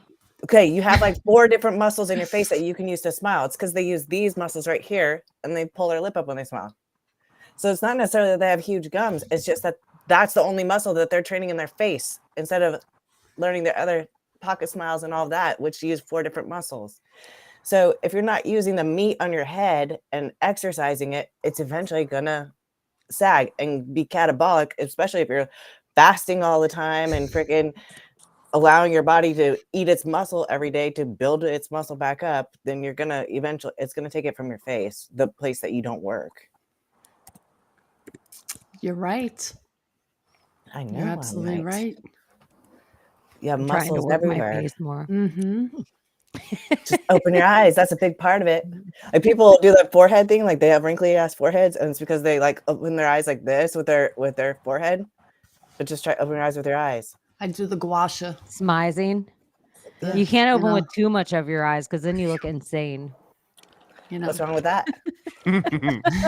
There's a difference. I don't smiling. mind if people Don't I think look I'm happy? crazy, but I don't want them to think I look insane.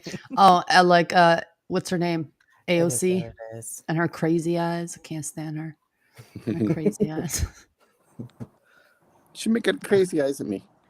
Crazy eyes. I know it feels like I can't talk politics. It will not be fun. I can't. You can't even AOC me. It will not be fun. No, I actually. What about time is of the essence? Means it's Do you valuable. feel like that is so? Is time the most valuable commodity? I mean, second most valuable essence is more like commodity. Am the I right, core, right? fellas? No, but I'm serious. Like, is it the most valuable commodity? Yeah. It doesn't have a constant value though. Like I think of like the average age of 77 years old of a human, and then I think, oh my god, my parents are like 66. What, they have another 10 years? Like, what? It makes things so bittersweet.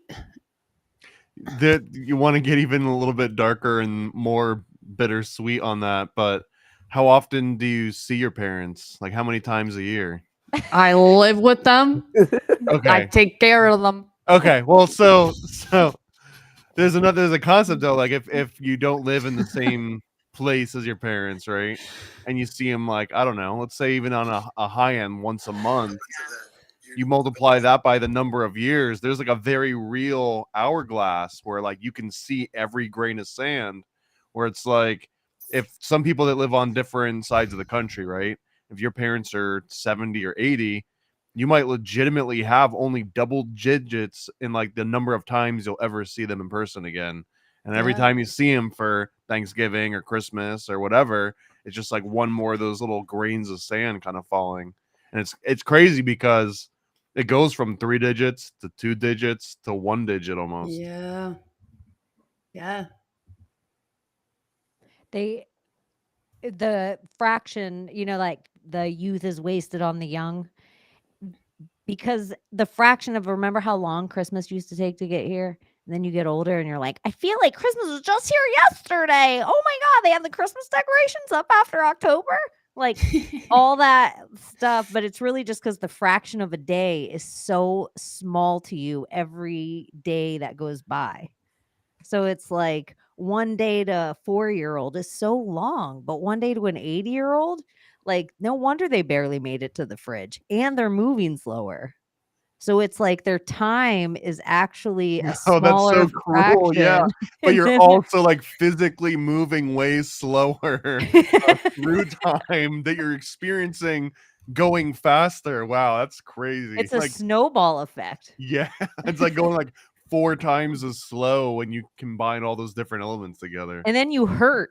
So that, how if you hurt, like you just stub your toe in a day, how the whole day is a little harder. The whole day you're like, gosh, tomorrow when my toe doesn't hurt, I'm going to be grateful for it. And you're not grateful. You never even think about that toe again until next time you bang it on the corner of the table. Like you're not, you don't think about it. But the day that it hurts, every step is like, oof. Oh my. So then when you're older, you're old, you're moving slower, and your fraction of a day is one day of 82 years. And everyone you know is dead. Oh, sorry. I like I just throw that one on top. That's the truth. That's the truth. I know, that's why a lot of the old people, when they get to a certain age and they're like, I'm good. Like, you're like, don't you hope you live another 10 years, Grandma? They're like, no, I'm good. I've had enough of you guys. I've had enough of your mother. They'll tell you things too. Like, I've been around you guys for too long. And you're like, Grandma. So here's a question. I If respect technology gets really progressive and we have a chance to live forever, And it starts voting for liberals and like, you just mean like faster. I mean, if we can regenerate ourselves, the whole idea, I forgot what movie it was, where the pharaoh comes from outer space in the pyramid, but he says that the human body is the most, I guess, regenerative body and the quickest to regenerate. So if you take that idea and have the ability to live a long life, would you take that opportunity, and would time even be a thing then? Yeah, would time if even your be a body thing? isn't deteriorating and you're not having to wear adult diapers and shitting yourself, then yeah, why not? Let's do this, But once it goes there, I'm done. I ain't fucking playing with this shit no more. I actually had a friend that I used to work with, and we used to chat like pretty much anytime we were like sad at work, we would cheer each other up by pretending like the next people that came through the door were going to turn us into vampires. I mean, would you though? Wait, but Yeah.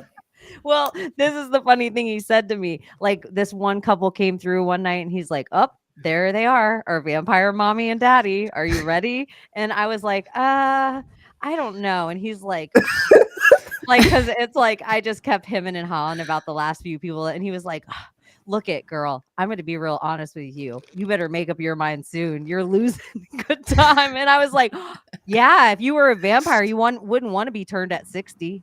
Yeah. Like true. you would want to get turned like right now. No, like, but see, I'm the person who I'm like, I'm gonna be stuck with this body forever. So I would be at a perfect age now. I'm like, fuck yeah, I love my body. But if I would have done it 10 years earlier, I'd have been pissed.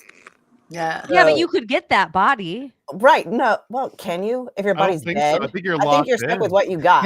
Yeah. So if I had the there's no opportunity to fat be a vampire, I'd be vampires. like, dude, give me 3 months. Give me 3 to 5 months so I can get my shit in line.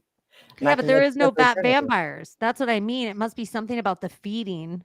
Like there isn't. Do you ever really see a fat? There's old vampires, there's kid vampires, but there's never obese vampires. why would True they Blood, there was a few, right? Wasn't the guy Milton from Office Space? Wasn't he like a fat vampire? Yeah, he was out of shape, but I mean, he wasn't even hardly half a Lizzo.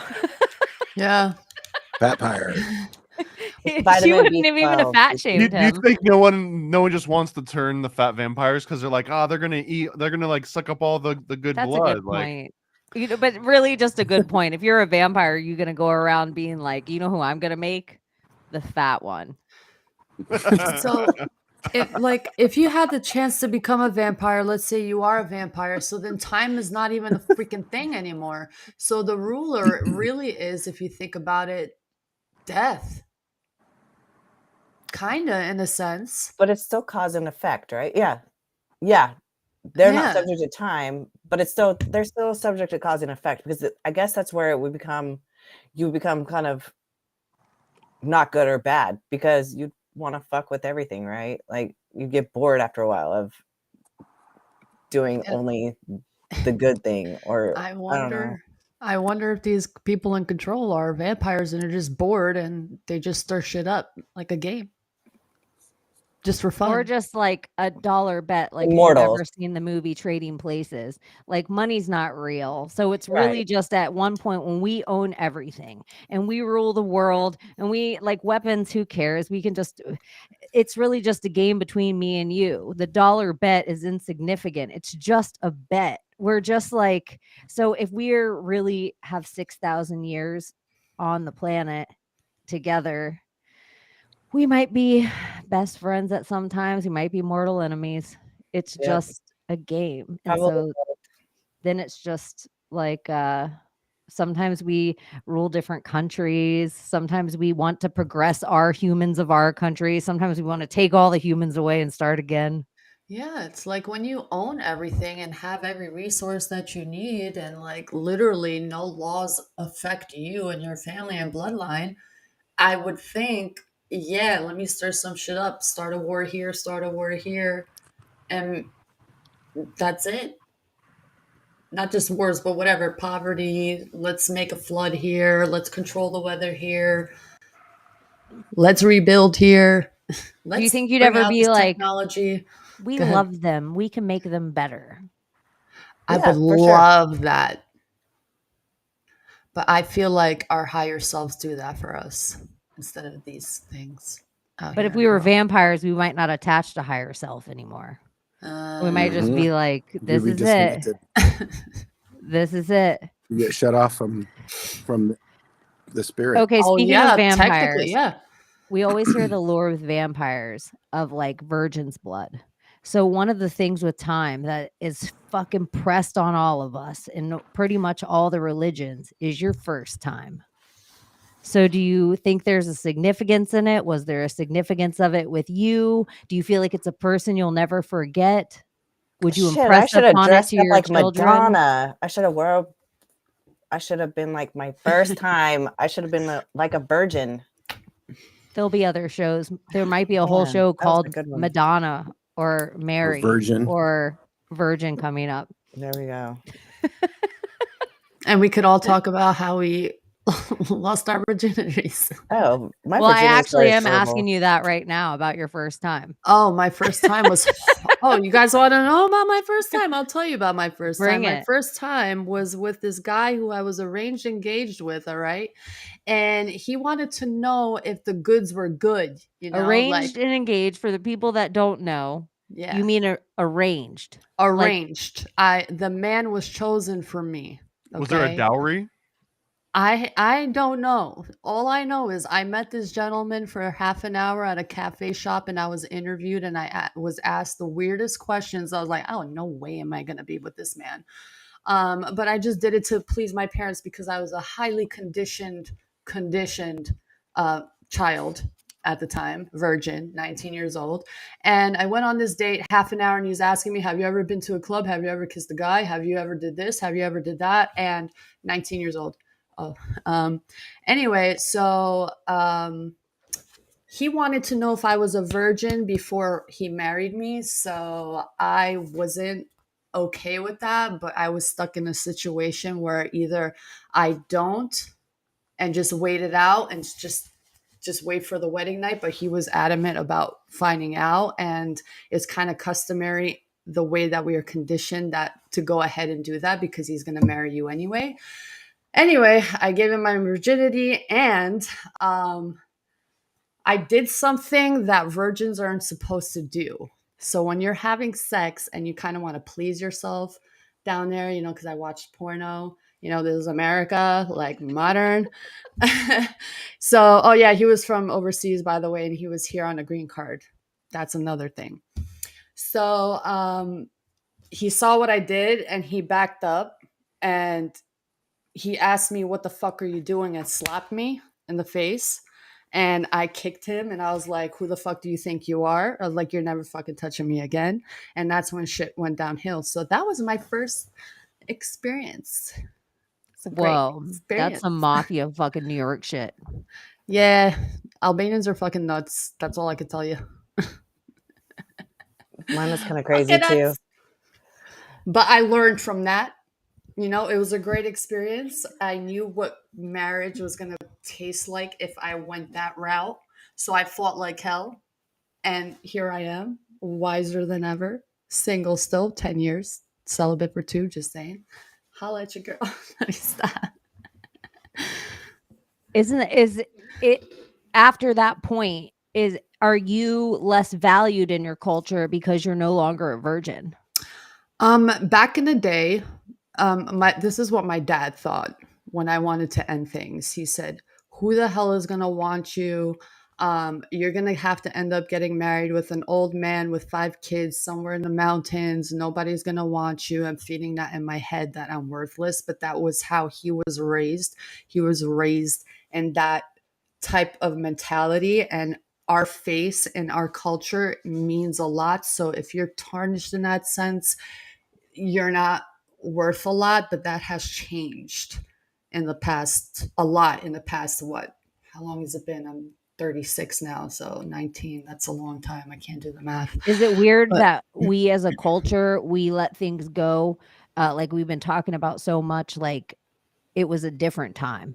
Like somebody can say something like racist, now that 10 years ago it wasn't, or they're like, "Oh, that's my grandfather, but he's from a different time," or "That's my dad," or we were saying space and time. So there's a different space on this globe or flat earth or this realm that you can go to, that it's like a different space or a different time, and then it's okay. A different truth is allowed. Well, what if it's the fraction aspect too, right? So like grandma being racist, she's only being racist for a second within like her 80-year lifespan.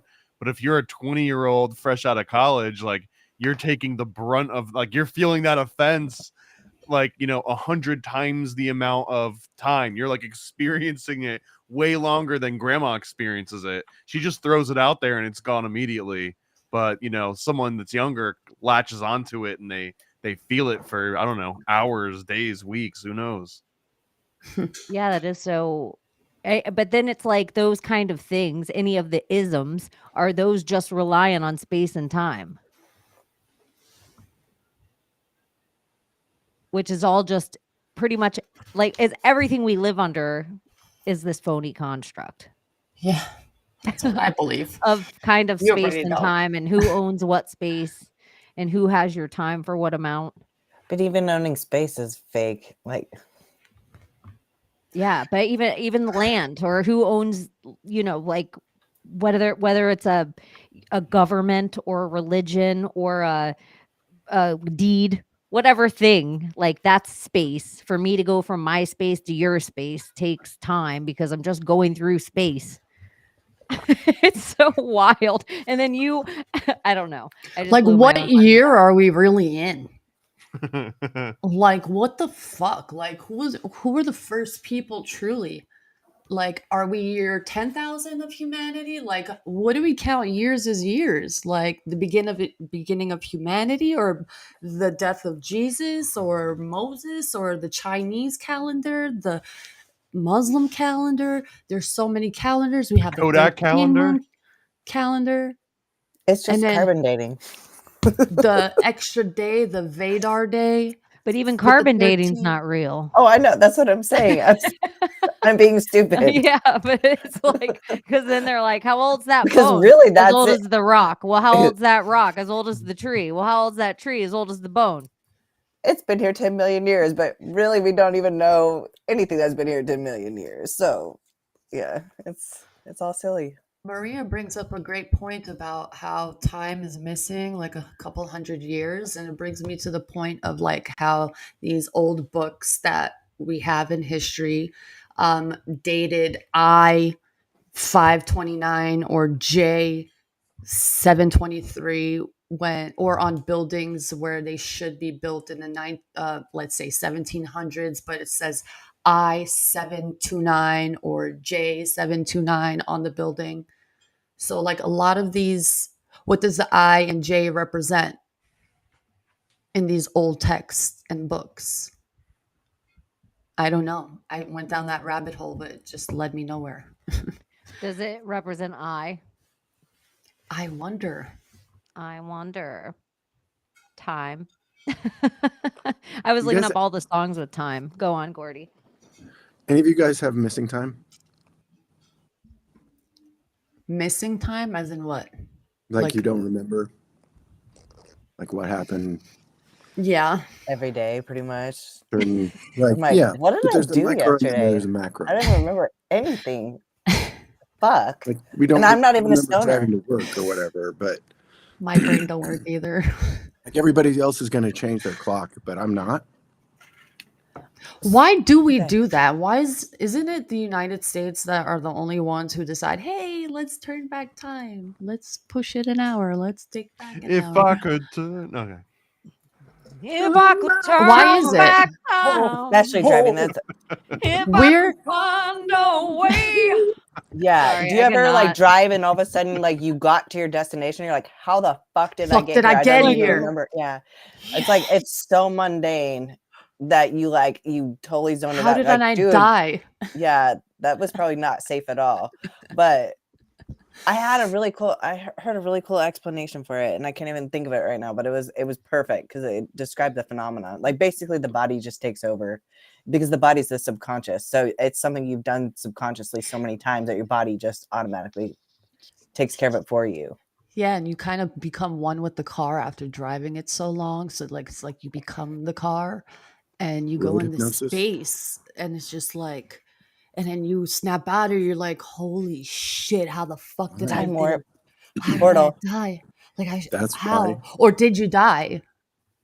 That's You why could have died. Or did you in that- die? That's why Have you're you in, ever- when you're in that meditation state. You don't know. observe the time different. Well, Have you ever gotten to where you were going and really thought in your head, I hope I didn't hit anyone? Damn, Again, Cheney. Like, I don't even remember at all how I got from point A to point B. I have no recollection of that time in between. Like, almost like it was sleep time, but I obviously drove here and it was like an hour, early morning It's like work. the simulations loading like on The Sims where I don't know if you guys ever played The Sims, but you'd like fast forward when love you're that traveling to game. work and stuff or like Yeah, it's a loading screen. yeah. That's how I perceive my reality every day. Every day I have this moment where I'm like, oh my God. I put myself in that, that player mode where you have the third Mhm. perspective and then the kind of second, and then you're the player. And then I'm just like, what am I, robot being? Like, what the fuck is this? What is this reality? What is time? What am I? What is this Where you realm? just want to vomit, where you have the whole exit. Like sometimes I really Every am day. like when I used to work at any job I've had, but especially when I was marketing and I was like yammering through my script of whatever I had to say. And halfway through, it's like driving, like it's the same as being on stage, or I imagine for comedians or musicians, after a certain point, you're just on script and you're going through it with all the gesture and you look like you're there and you're smiling when you're supposed to be, but you're halfway through it and you're like, I cannot believe I'm in this flesh doing this thing to this other human are they listening? I don't know. I'm not listening to me. Like you're having this whole out of body of like how boring this whole interaction is and how boring you are. And it's just like, wow, my body's just doing this thing and it hates it. Look at it dressed like we all have to look at me. I'm at work. like all the like, look at, I'm in my uniform, whatever uniform you have to wear at your job, and you're like, hi Susie, hi Derek, whatever names, and you all have to that. Oh, it's cold out today. Oh, windy, whatever. Like you do this little fucking dance, and you have to do it every day on each other's time. Like you're both on script. Like I noticed, looping. Cheney, I noticed when I don't put a character on before I start work, the bitch comes out of me. I'm pissed. That real me of not wanting to be in the Matrix is at work because I did not put my character on. The character of like Layla runs the show, you know? I forget to put that suit on sometimes. And the real me of me not wanting to be there is there. And everyone's like, you don't seem like yourself. I'm like, oh no, this is myself. I don't want to be here. But I can't say that to them because they think the character that I put on is real. But some people get the real me. The real ones, no. But majority of time, it's not. Who wants to be there? That's the art of stalking. I like it. Yeah. What's the art of stalking? It's a sorcerer's practice. Like dreaming is one of them, and the other one is stalking. And stalking is basically like deleting your personal history, and it's becoming whatever you are doing at the moment. So it's putting on the persona for work. Like people think that it's bad to have all these little personas that you play, but really it's pretty powerful. Yeah.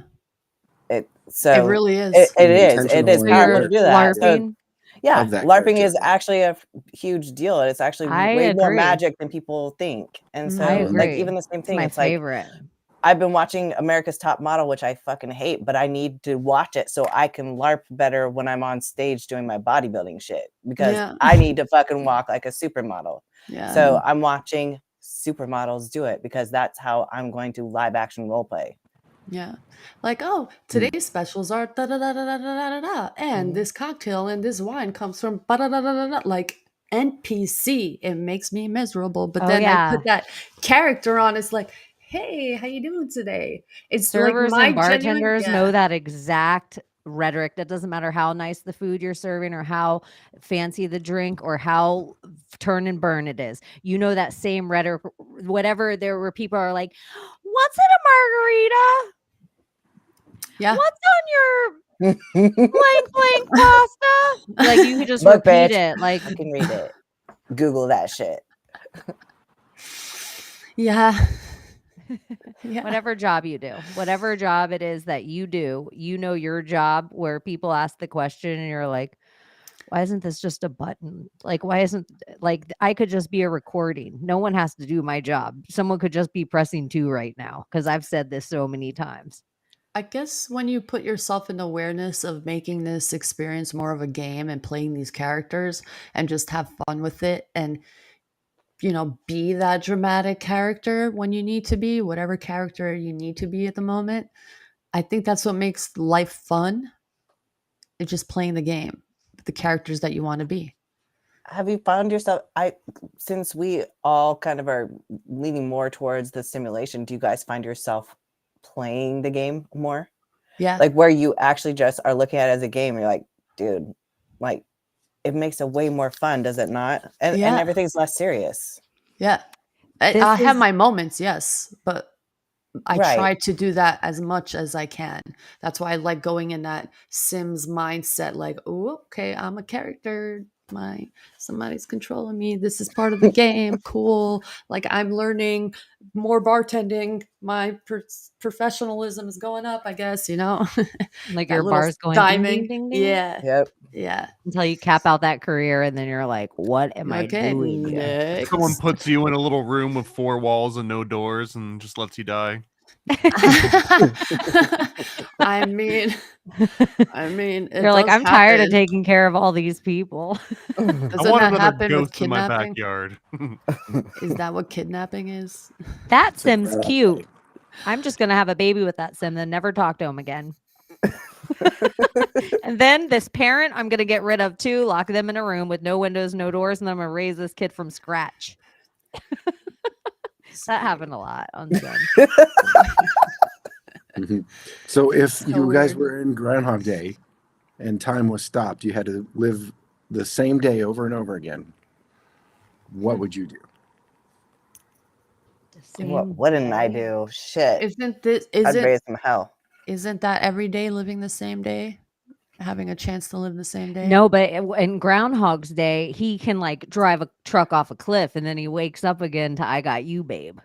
Like every day, anytime he dies, he wakes up in the same day again. But the real power is that he can remember through death and like through the cycle every day where everybody else forgets or they lose it. And it's kind of the same idea. Like, what if when you die, you were able to just pass all your thoughts and knowledge onto, you know, your offspring or yourself, like in a literal sense, not just teaching them and leaving a legacy, but literally it was like, here's my 80 years of experience. Now you've got it from day one and you can go. That's kind of the premise of Groundhog Day.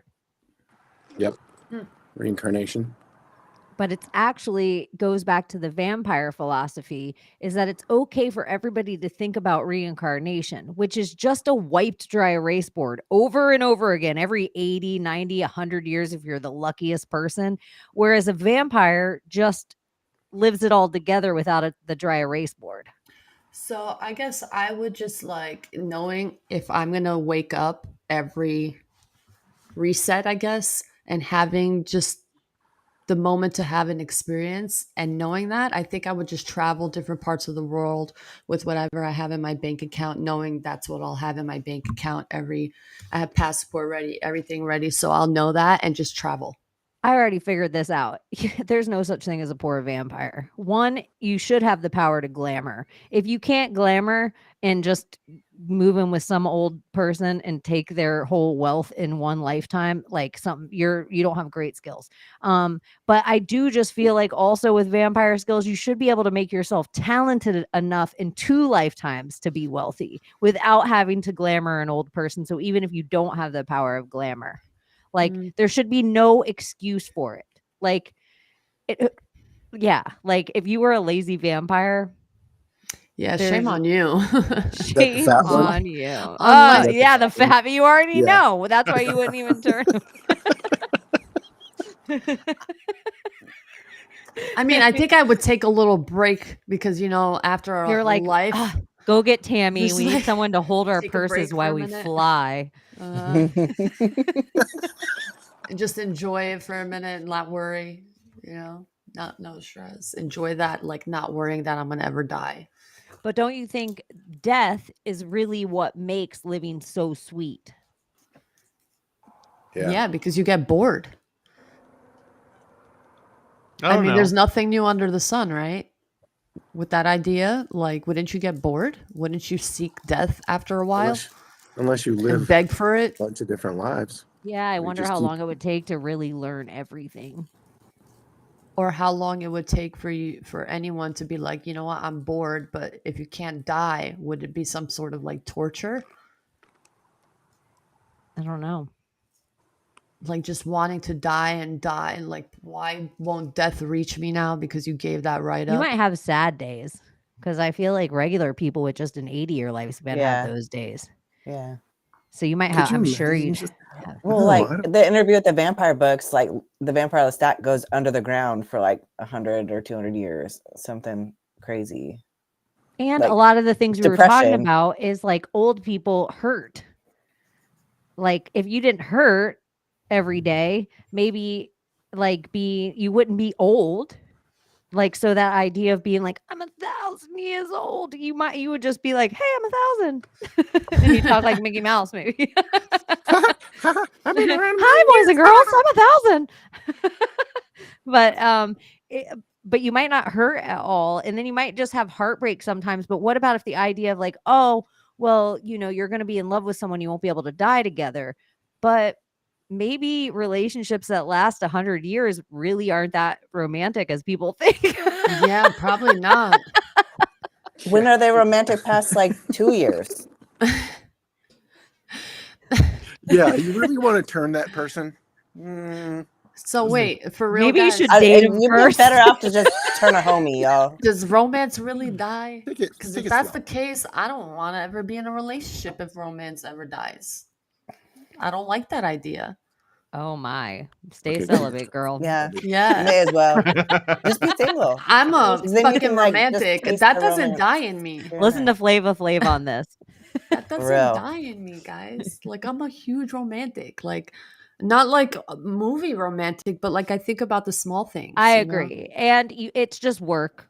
Like Yeah. it shouldn't ever die. Like it shouldn't ever die. Like you have to work at it all the time. And if you're a person that wants it all the time, you have to like verbalize it and work at it. And it's just a Hard work, challenge. huh? But yeah, it's just a challenge. Well, And I'm really, hard this is the work. thing too. Every person on the planet's hard work, but when you're in that like the lust of that first few however many months, you don't have bills together and you don't have kids together and you don't even have an animal to feed together and you don't have to worry about any of the unsexy stuff. So you just get to live in the fuck fest fantasy of never even having to sleep and We'll enjoying never each other. fight. We'll never get Yeah, into you're an like, argument. oh What my would we God, ever fight about? your face is this just the way you look. I would No, just fighting I is never love. even wanted kids until I saw how cute you were.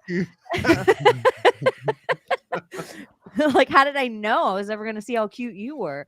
And then it's like real life and then real jobs and then family stuff and the unsexy stuff happens. And then you guys know each other better. And then you have to share everything and chores are involved, all this unsexy shit. And so then you have to try to work the romance around it. And then after years, sometimes you're like looking at them like, do I want to do this? Do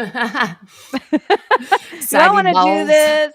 And then they're looking at you like, do I want to do this? Saggy Like, titties and how all. are you putting up with my ass still? Like, Yeah, for sometimes real. I think, oh, and then sometimes I think, oh, poor her, she has to deal with me.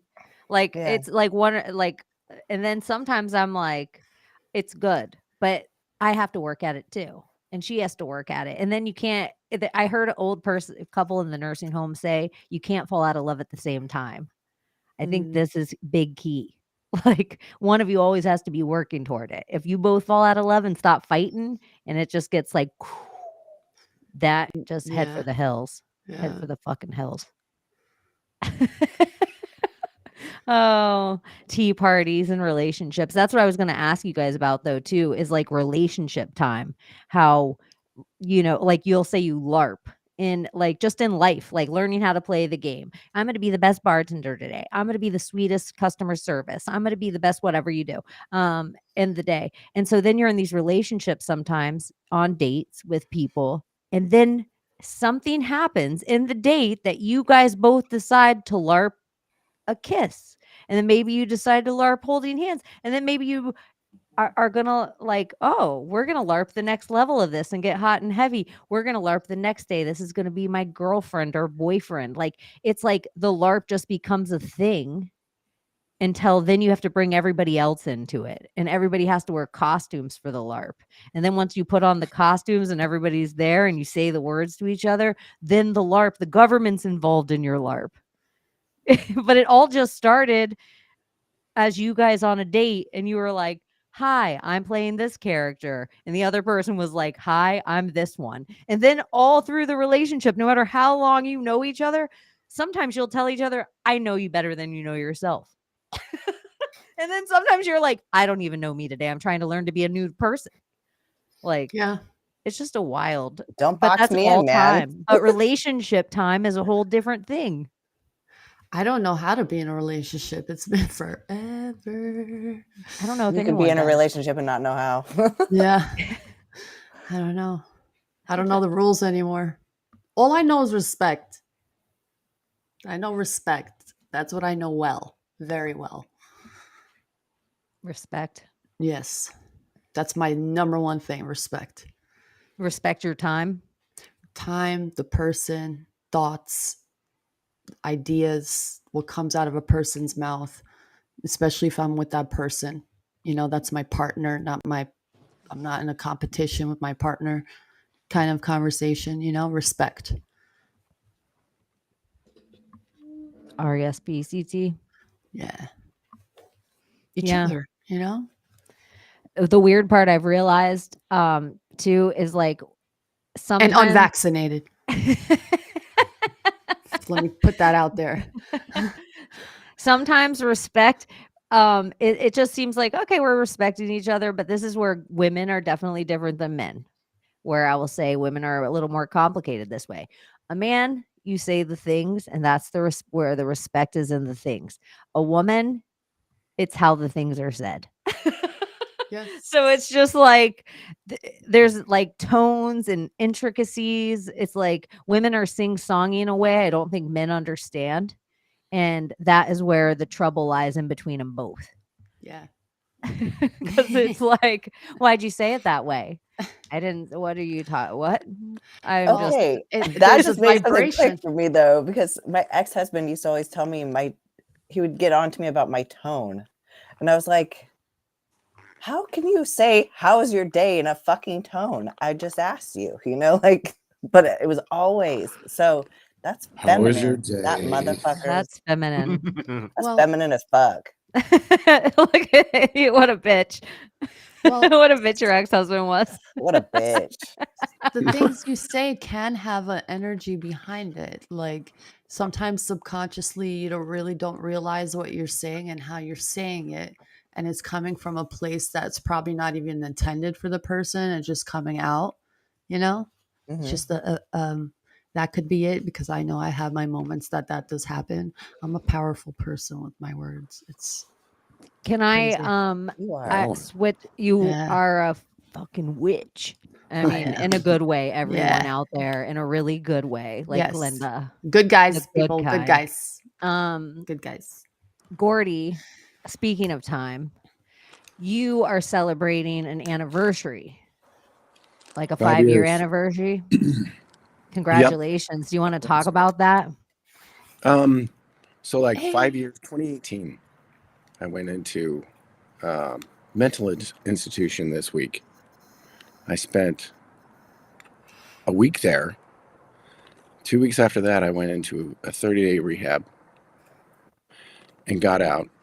And so it's been 5 years. On 11/11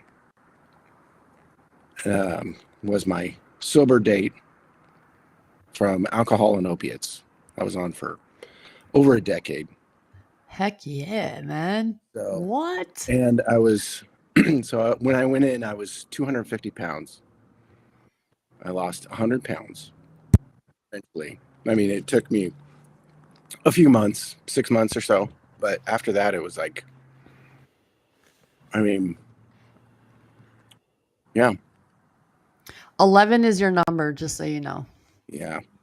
Yeah, I think, that's your yeah. number. Yeah, congratulations, man. That's freaking awesome. Yeah, man.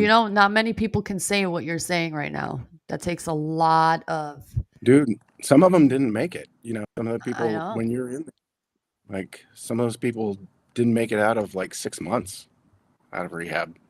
Did the time was it super long at first? Like the first, like getting off detoxing, did that seem like months in a day? Mhm. Years. Like extremely Like- long? Like jonesing in detox seems like forever. Will actually feel in your body.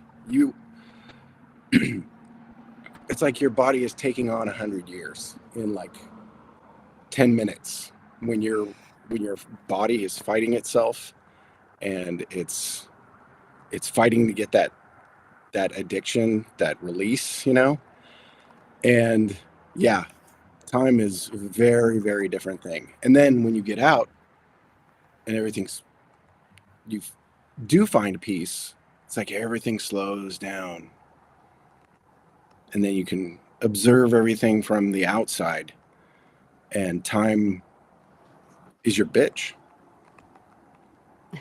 after you take control of it. Word. Well, congratulations. Thank you. Yeah. I appreciate you guys. Pretty fucking awesome. Superhero. We were That talking is about superhero losing stuff. time before, and I mean, opiates is one of those things where it's a little bit scary, where like you can just blink your eyes and then open them back up, and it's the same premise as when you like drive and zone out, and you're like, oh, how did I get here? But I just remember, glimpses of time where like I would just blink and open my eyes and be in a completely different place and just wonder, like, did I lose that time? Do I just not remember it? What happened to that actual? This is back when they were giving out like, you know, OC 80s or 180s like they were candy. Yeah, that's a good question, man. It's Florida's fault. This was also a Florida experience. Yes. What, Florida. I guess know. it's with the chemicals in the body, the reaction with the body. I am like such a, I'm the person that even my closest friends, like they can probably count on less than, like my friends that have known me decades. They are like less than hand that they've seen me like wasted or drunk. So I don't get blackout. I'm like really, even to be on drugs and let myself go, I have to plan so far ahead of time for myself to have that experience. And usually I prefer to be the Pied Piper in a drug situation where I'm like, no, I'm only going to take this much. And everyone's like, come on, we're all taking this much. Let's go crazy. And I'm like, nah, I'm good. I'm good. Like so like blackout and losing time isn't something that I experience frequently. I've done like, you know, choking shit and been knocked out, but I never, you know, like. Wouldn't you call that an NDE? Because I Yeah. would. At the time I did it, it was a near-death experience. What, like choking? Yeah. No, because one time I almost drowned, and twice I almost drowned. One time in a hot tub. Like I was like one of those kids that my stomach got stuck to the filter when I was a kid. Oh, crap. And that's why they changed the shape of all those things, because I was Because one of of you. You were the one. I know, but I should have had a huge lawsuit or something, but you didn't do that kind of stuff back then. And whatever. Pour her hot. But I almost coffee on her drowned from that McDonald's time, yet? and then I almost drowned surfing one time, like getting caught up in waves and just like where you're just like, and that is a loss of time where it slows up, and all of a sudden you're like, you don't know if up's down or down's up, and you kind of like start giving up about the ability to. If I didn't have a surfboard tied to my ankle, so eventually when it was struggling, my surfboard's doing this above the water.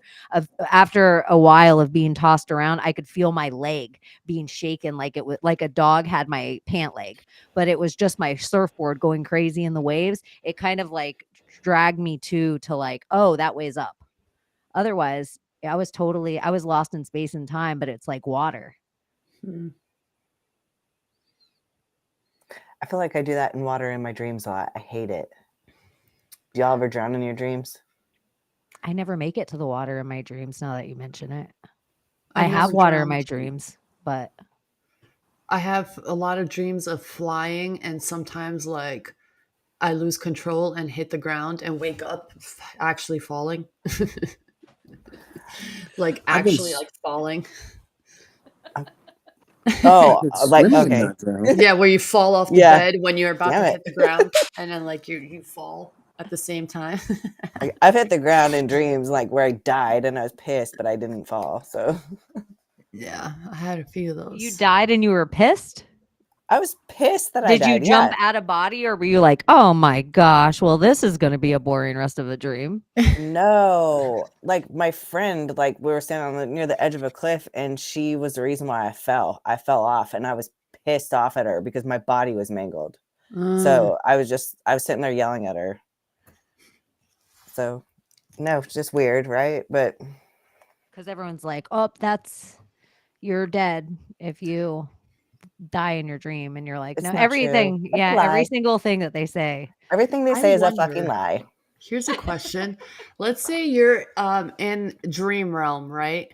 But you're in a dream, but then you have the third person view of it. Is the third person view you a ghost in that realm of viewing? Well, it's the whole idea of the film roll archive, right? Because the dream space is actually just, it's like the Akashic, but it's all film rolls. So it's not like a book, like, you know, people think of the Akashic like a library, but it's more like a video library, and it's all film rolls. So it's like, so when you're in the dream space, you're you're in the film roll archive and you're watching. A lot of them are your film rolls, but they're your possibilities too. So sometimes when you look in the mirror, it's you, but you look different. Mhm. Well, that's because, you know, other possibilities of you would look different. Like you have other mannequins that you could be in if you wanted to, from other timelines. But also, it's every person in the world. So that's why sometimes you're a little boy, or you're just third person and you're just watching, because you're sitting there experiencing all these film rolls. So it's not necessarily even your own. It could be somebody you've never met before as film roll that you're actually watching. So it's like, I only ask that because you know how ghosts, and they say they're in the limbo, like the idea of limbo. So in that, like in my dream, in that third person view, in that reality of like dream in limbo. reality, am I that ghost of like a spirit that's just in limbo, just watching that other film roll happening? You're like the Okay. disembodied spirit doing it. And Okay. so that's why I almost think like the whole idea of ghosts is totally misinterpreted here. I think it's a time thing. Yeah. Because the whole, so the idea that time is more, it's not a line, it's not linear, it's more like multi-layered, like an onion. I'm gonna use the Shrek thing. But you know, basically it's a sphere, but it's all infinite points on the sphere, right? So what am I even going with this? Okay, so Because ghosts. onions make The you So the idea cry. of ghosts. Like, Yeah. so basically, like after I moved into this house, my son woke up one night and they were all watching a movie in my daughter's room, and so he fell asleep on the floor in there. He wakes up and he sees a guy standing at the foot of my daughter's bed looking at my daughter in her bed, and he woke up, it freaked him out, and he left. Like he went to his room, and I'm like, why didn't you say something? Well, then my younger son saw somebody in here too, and I'm like, what the fuck, is my house haunted? And then I started thinking, I was like, what if these are just the other people that live in this house? And I don't mean, I mean, they're just, time isn't linear. They all exist at the same time. What if they're really So it's just fast? multi-layered. It's just they all happen at the same time. Like it's like what if they Flash see We're us? ghosts to They're them just too. really Yeah. fast, and then you guys are really slow, and so you guys just don't perceive each other. That's exactly it. It's like it's all just happening over each other. I just want to say I love this conversation of all that we're having tonight. It's just chef's kiss. Chef's kiss. I love this shit. I like that. Layla loves it. Like Layla doesn't care. This is the best show that she's seen. That's why she's on it.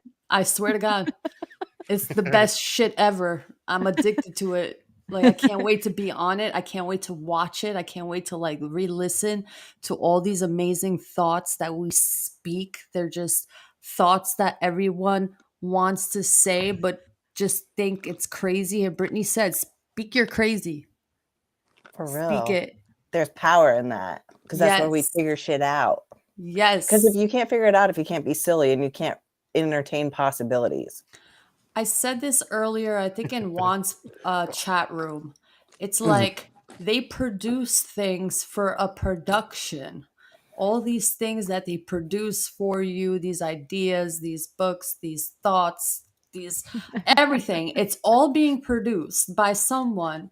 And it's like being a copycat mode where we're like, oh yeah, this person said this, so this should be true. But how about us and our knowing and our gnosis?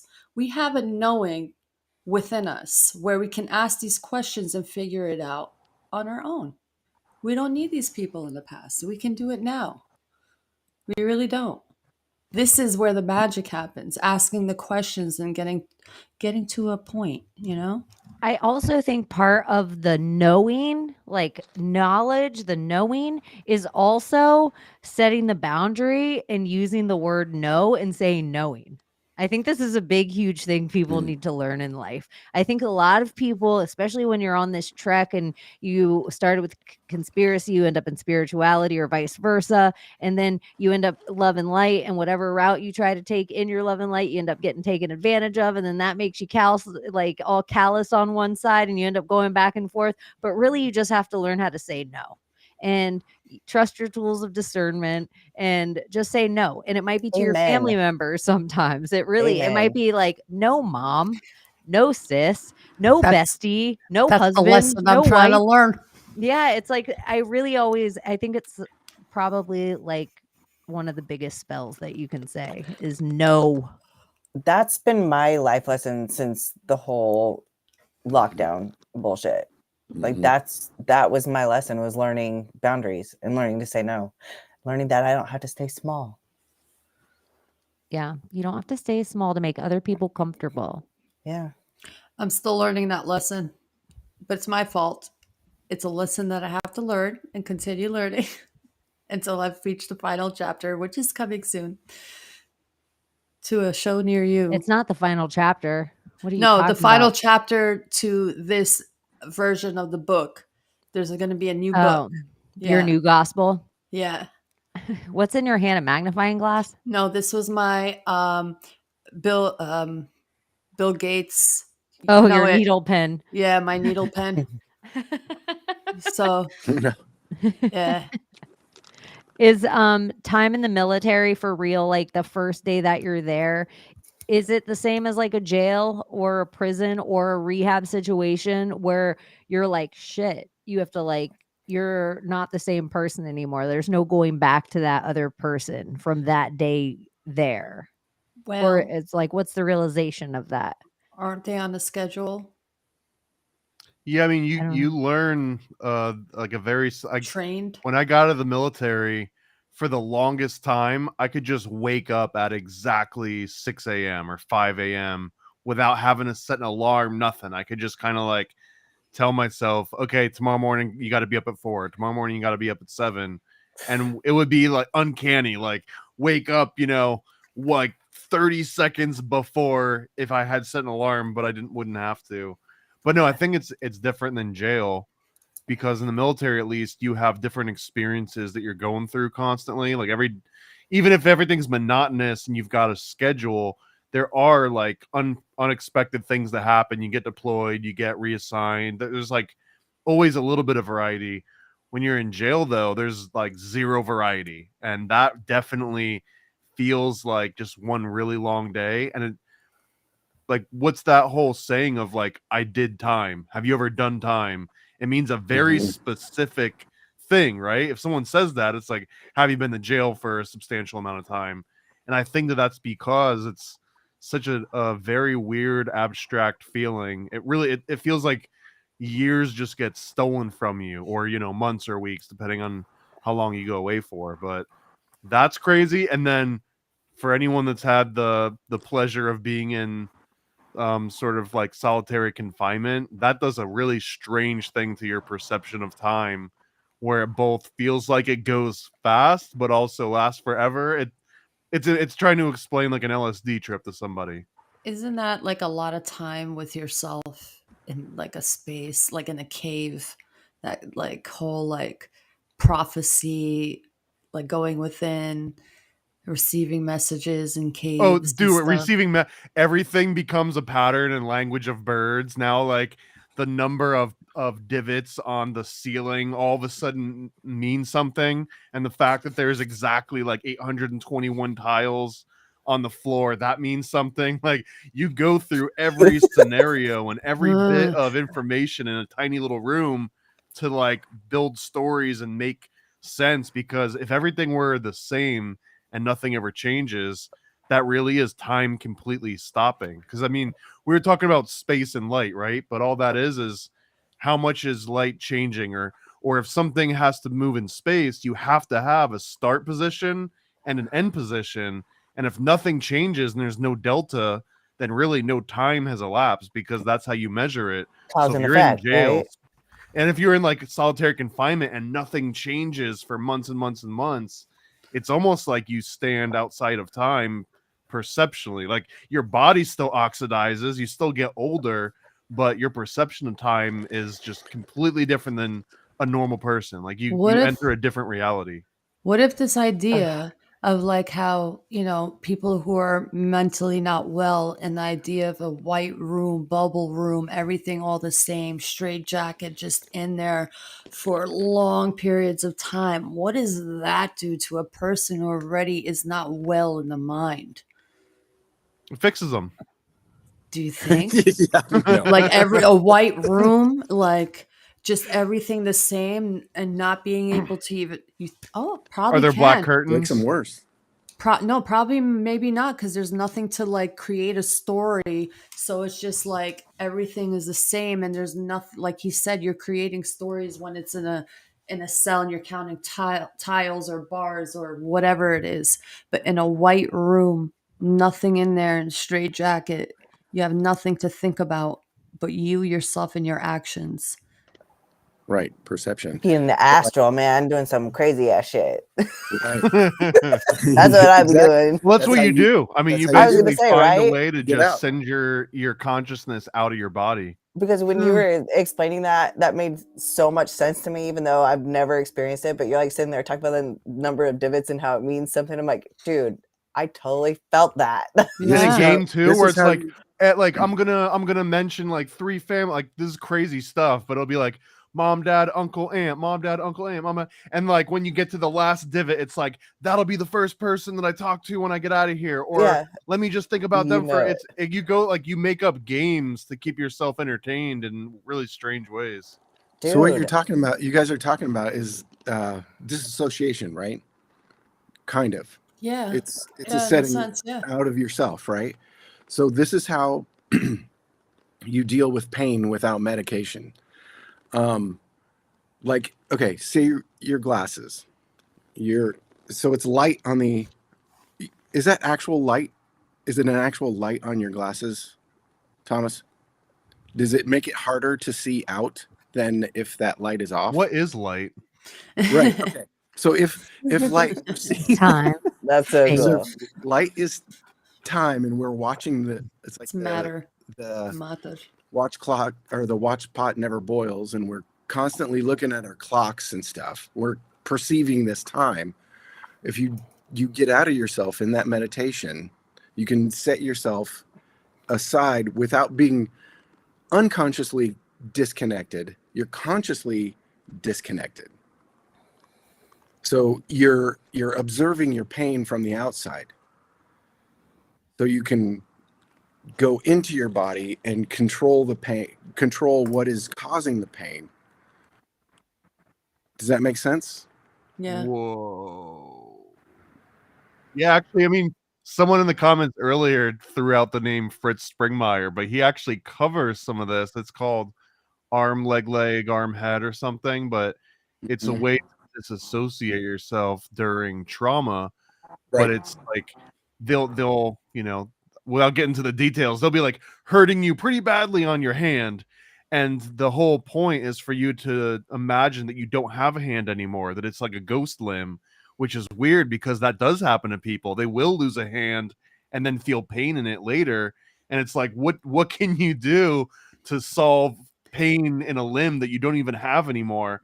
But you can do the inverse of that too. Like when the pain is happening to your real hand, you can do the same thing that a person that has a ghost limb would do, which is just disassociate, and you say, I don't have a hand. How could my hand be hurting if I don't even have a hand?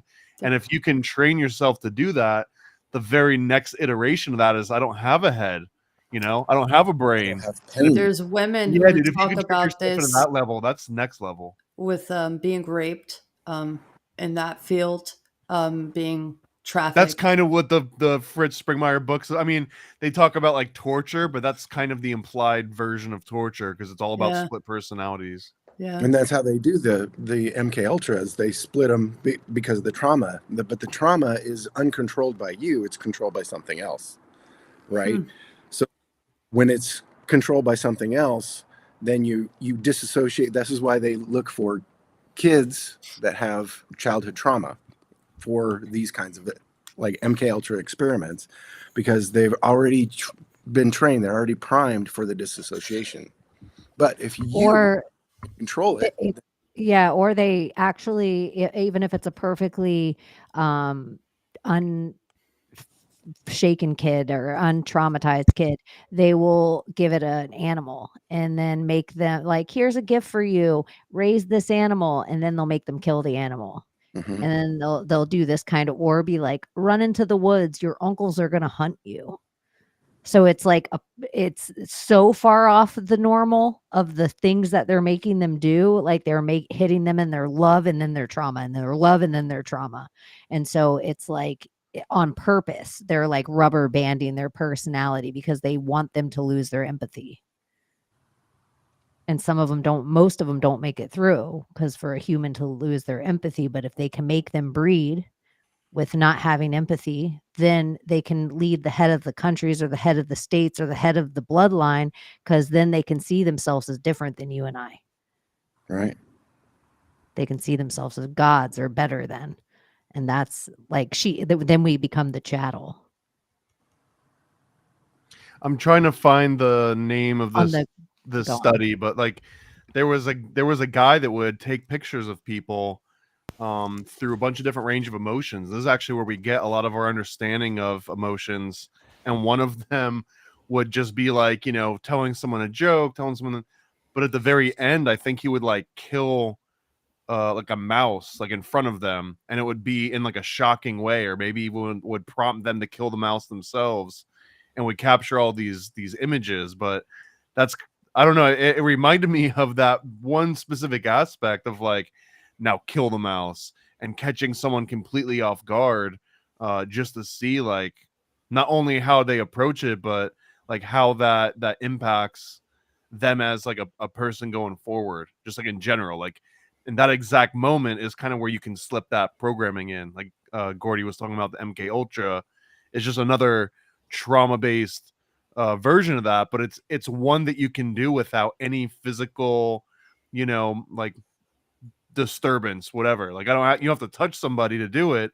You can just say, now imagine this thing. Or like if you tell someone, now like here's this mouse, now kill that mouse, just you going through the motions in your mind of what would that entail, like that could be enough to actually trigger someone and open them up to that little, you know, like dream hackers. This is kind of like dream hacking, but it's like you find that little exploit, and that could be the exploit. Inception, yeah, totally. The They're Easter egg. yeah.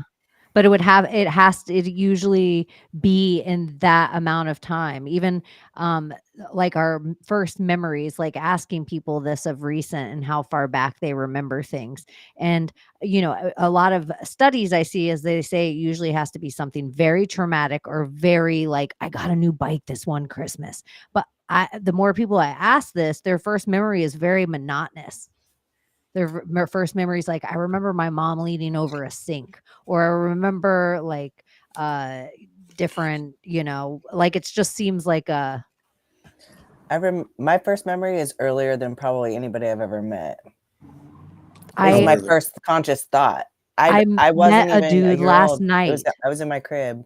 I met a dude last night, no joke, that he was like, I remember being inside of a bubble and just looking at you and blah, blah, blah, blah, blah. And he went through this whole story, and his mom told him that's when he was in the incubator, and was like, you couldn't have heard that. He probably did, because and I was like, what? I remember my mom laying me down one night and put me in my crib, and I was fine, but then I started peeing, and I remember thinking, like, I was so excited because I knew I was peeing. So that was my first thought. I was like, I'm peeing. I put language to what I was doing. And then I was upset because I knew if I cried, she wasn't going to come get me. She would think it was because she laid me down. And so I had to cry for a long time for her to come get me to change my diaper. She finally did come and check on me and change my diaper. But it was like, I was so proud of myself for forming a thought with words. My first memory is me falling off a chair, and I was 3 years old. I have a thing with falling, I guess, falling in dreams and just like. That's probably, if there's past lives, you've probably died that way a few times. I just probably does it have to fell. be from a height, or does it not matter how high In my it is? crib now, Bootsy. I remember I got really badly hurt, and I was really young, 3 years old, and I fell off of the McDonald's high stool or high chair or something like that. I remember it was McDonald's. Oh, see, that was the time your parents probably should have sued. Oh, Yeah. Probably. Yeah. Fucking A. They didn't know any Put a better. label on that shit. They barely knew English. I know, and now because of your parents, there's a thing that says don't stand inside this chair. Like we're the generation that put the label on the thing. Like, I mean, We were really, the parents test can't even subjects. have normal pool things to shut their blinds anymore because some kid chokes themselves like inside Final Destination himself in it. Some kid time traveled into himself and We were Sorry, that's definitely horrible. test subjects. Definitely. the character. I was thinking about the Mad Hatter in general in the story of Alice in Wonderland, and it was kind of blowing my mind that the Mad Hatter is not necessarily a good guy or bad guy in this. He's just a character of this whole thing, the Mad Hatter. But an interesting thing to me is he is legitimately the dude against Kronos. He's the dude crushing the clock. Anytime there's a clock around his table, he's like, you know what, this needs more sugar. Like he's just like crazy about it, and he's just fucking putting sugar in the guy's clock, and he's like, let's pour some tea in it, and fucking banging in the rabbit's clock because it's not real there. Jam. It's He's all put jamming some time. jamming time. So it's all like the tea time. It's almost like where time doesn't exist. It's always tea time at the Mad Hatter's tea party. And I was thinking, like, a Mad Hatter, is that mercury poisoning? Is that why you become a Mad Hatter? That's Maybe. the traditional idea. concept. Yeah. So then Do I was you know thinking, what today is? it's our anniversary. Our anniversary. Oh, Here's wait, a good. what? Here's It's a good my idea. unbirthday. Oh, very, very unbirthday. Well, this is the other Very thing I was thinking about the unbirthday. So if it's your unbirthday and your unbirthday, and 364 days a year, 363 days a year are your unbirthday, but one day a year is your birthday, then we would be rewinding time the entire time. We would be unwinding time, and you'd be getting younger instead of older. So the tea party would be the place you'd want to be. So if the tea party was actually high on Mercury, isn't that a battle from Mercury against Kronos? Aren't we having a bigger story being told in Alice in Wonderland, like a planetary battle that maybe we're not realizing?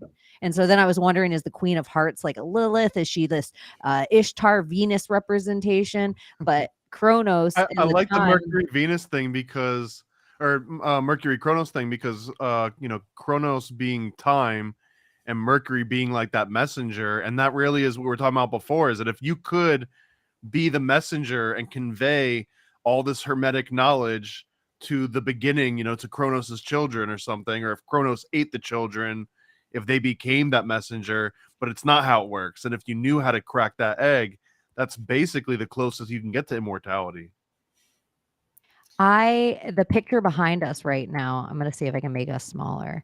It is Kronos, and he's carrying off every picture we see of Kronos. Everybody's like, oh, he's eating kids, he's eating kids, he's eating kids.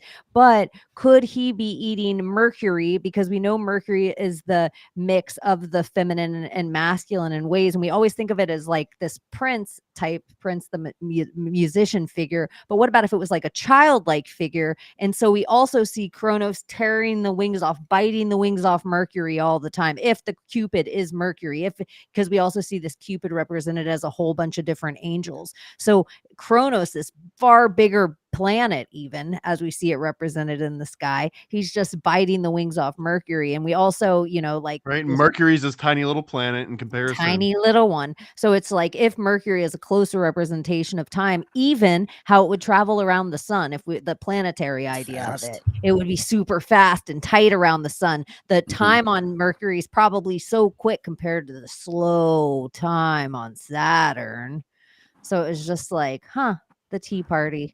It made me think like the Mad Hatter was a whole bigger story of like maybe some alchemy or some planetary tale than just because he's where the time stops. They talk about getting smaller and getting, she drinks it and gets smaller and eats it and gets bigger and does all these other things, which also affect her time. Because when she's small, she can see the rabbit. But when she's huge and she's in the house and kicking, it's like, oh, it's that whole entire tale. And like you were saying at the beginning, Why is our sleep time goes by so fast? We watch her have this whole life in Wonderland, but she wakes up. Alice, wake up. She's just having a dream. So it's like, oh, So here's off with this her head. idea. What about prophecy and telling moments of time? And what is that phenomena? And is prophecy a real thing? Or are they stories that help manifest our reality? Like 11.4 or 11.5 or 11.3 and 11.4. Those would be types of prophecies, right? And for people that aren't like Q nerds, like 11.3 and 11.4 were the original days in 2017 that they said Podesta will be arrested on 11.3. Hillary will be arrested on 11.4. Yeah, so it's just like those would be like modern prophecies, but even older ones, if we have the power of manifestation, like an apocalypse. Yeah, no, the Bible, yeah, the Quran, the Torah, movies, Hollywood. Exactly. Clairvoyance is real. You know, people really are clairvoyant, but they're just good at looking in that space of alternatives, the Akashic, and they can see. Because the thing about the future is that it's not written. There's still multiple possibilities to play out, right? But clairvoyance, when they're guessing correctly, it's because a lot of those timelines have the same event. Like maybe a majority of those timelines have the same event. Like for it's instance, like a what do they call it? Like the event that a set point. It's almost like they're set points. So, okay. Now the idea, okay, probably some of you heard this theory, probably some of you haven't. Now and it ties in with modern day, but also ties in with history and Ingrosso Lockwood and Donald Trump and the book The Last President, and how Donald Trump's uncle received all of Tesla's documents, not all of it, but I believe a few trunkfuls of his documents. And one of the technologies that he took with himself is maybe a time machine. So in this book, The Last President, it talks about Donald Trump and how he will be the last president, which we kind of are seeing now. They're going to talk about big protests. They don't talk about what the protests are on, but they talk about where he lives. He has 2 other books, but it points out these moments in time that are happening, or we thought that kind of happened back in 2020.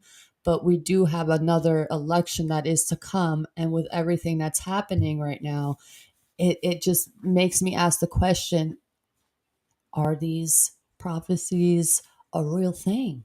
Still, like, the clairvoyance thing, like writing things down and maybe making them manifest.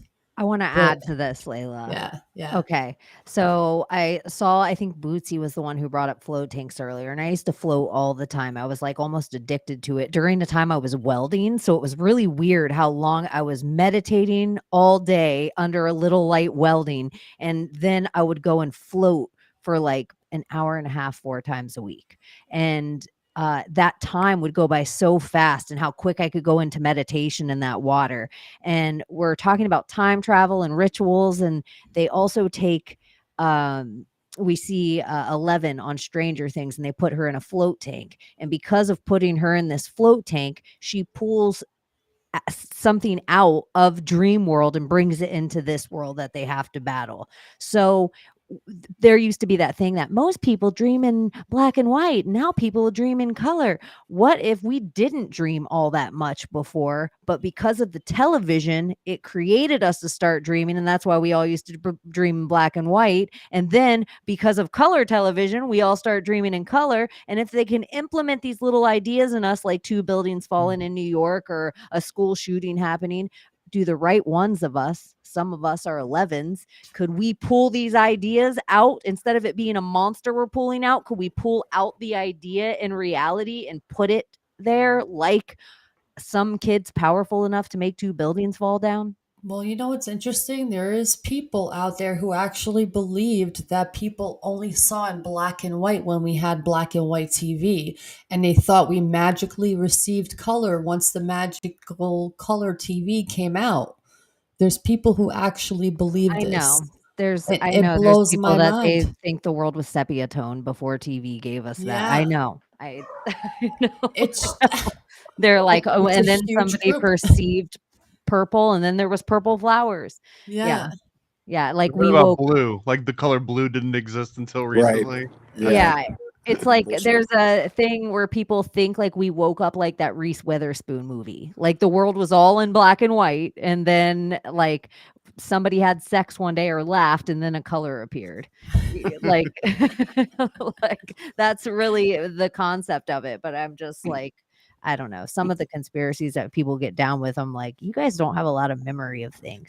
Well, Yeah. you were talking about prophecy a But I second don't ago know. too, and one of my good friends, David Charles Plate, that does Sync Flicks, and he does a bunch of stuff on the syncbook.com, but he's got this really, I'll butcher it, but I'll paraphrase it the best I can, but that it might not necessarily be prophecies the same way that it's just regular old pattern recognition.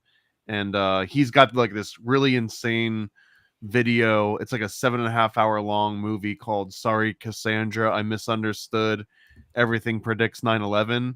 But he had another video that he had worked on like 8 years ago, went viral, and it was basically a whole bunch of scenes from Back to the Future 1, 2, and 3 linking up to a prediction of 9/11 and Twin Towers falling. Like so many different intricate connections between it that it's hard to even discount it all as coincidence, even if it is coincidence. But the argument there is that, did the director really know about 9/11, that it was going to happen and the Twin Towers are going to fall? Or is it just that these things like work themselves into a pattern, like the metronomes on the table that are all out of sync, but eventually they just become into sync because they all kind of keep influencing each other, and that maybe there's a huge difference between, people claiming prophecy and just being like, hey, at some point this thing's going to happen because like that's just the pattern. That's just how things work. And it's not that they're being specific. It's like, this is this thing that always happens. This is the archetype. Yeah, I think there's more proofs in that Back to the Future 9/11 thing than in the Stanley Kubrick moon landing being The Shining. Like, if anyone ever, you haven't already gone down the Back to the Future rabbit hole with the 9/11, it's insane. It's insane. It's just weird. This reality is weird.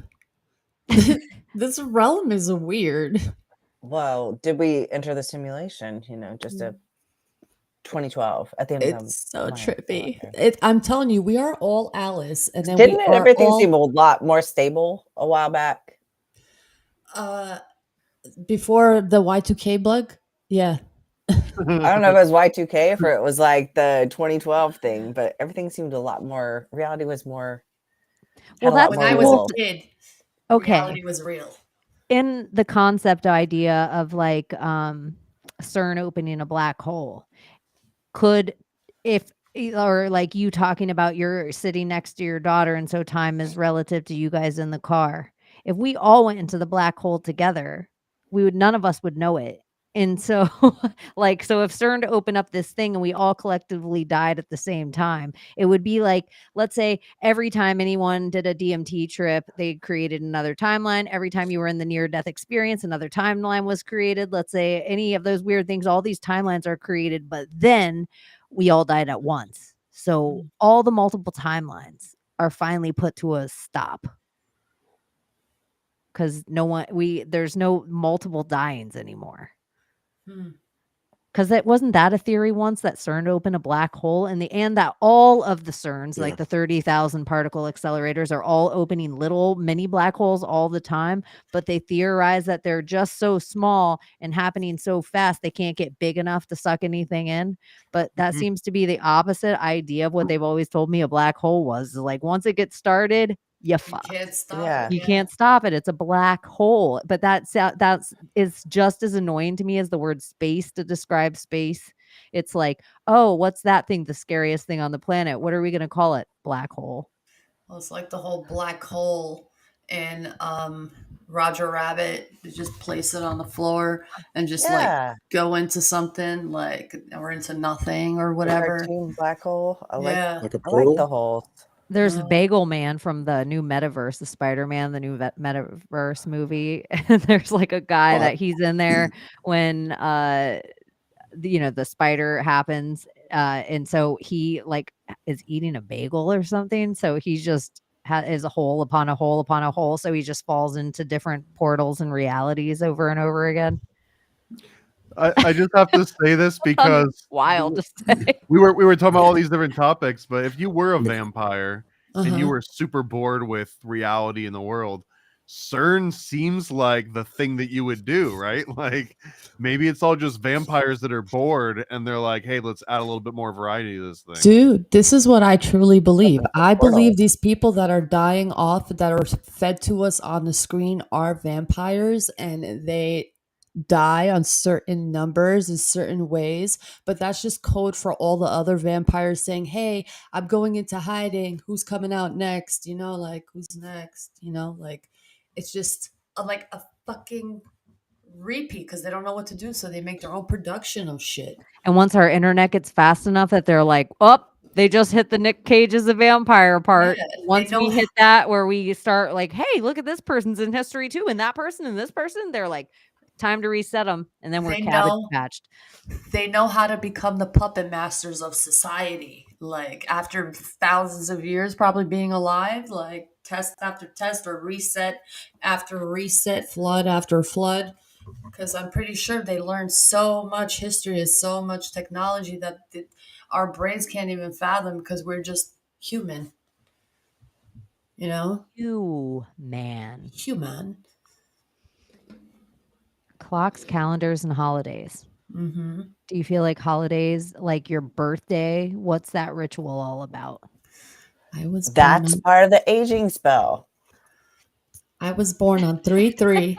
I like how everything that Abby says tonight is a little angry. You ain't gotta be old. It's like to the side. coming And out. like, yeah, it's like she's a little That masculine baby. Y'all don't gotta be old. It's a fucking spell. I know it's Flavor Flav, but I'm getting a lot of like sassy Eminem energy off of you. It's the white skin, Yeah, it's true. Flavor Flav. We can't go back down that. Okay, so here's what I think about birthdays. Okay, I highly feel like it's tied to astrology. Now it's like the projection of you. So me, I was born on 3/3/86. I was born at 5:27 p.m. in Macedonia, and I was born during twilight. So that moment of conception, when I was conceived, that gave me my code of who I am as my being here.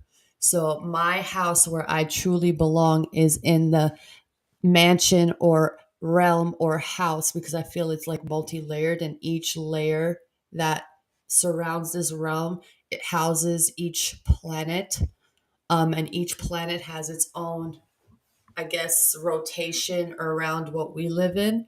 So that's set it like a what's that word I'm looking for? The thing that's a gyroscope, that gyroscope idea where it's kind of all intertwining in itself in its own axis. Yeah. Well, that's how I think of it. So that time at 5:27, the way that those stars were aligned in Pisces, that's where I came from. The projection came from Pisces. That's where my code initially started, from Pisces, in the mansion of Pisces. That gyroscope thing is what creates balance and everything too. Like whenever you spin a gyroscope or a top, think of it as a top, or the gyroscope is spinning, but the center is still.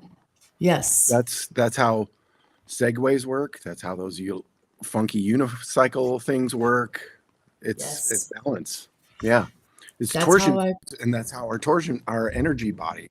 So it feels like that is like a weird time machine thing, gyroscope time machine. That's how I feel like we live in. It's like this weird mechanism of planets, because I don't think of planets as planets. I think of them as some kind of energy projector that creates, it's a light projector, but in a light way that we can't even fathom. Don't understand it, it's just something. Because we haven't perceived it yet. It's probably even a freaking lamp, like the Truman Show. That thing, Sirius, that falls from the sky. Oh, Could the even be that. localized sun theory. Yeah, like could be that. I don't fucking know. I've been I gotta feeling go up Truman there Show myself. so much lately.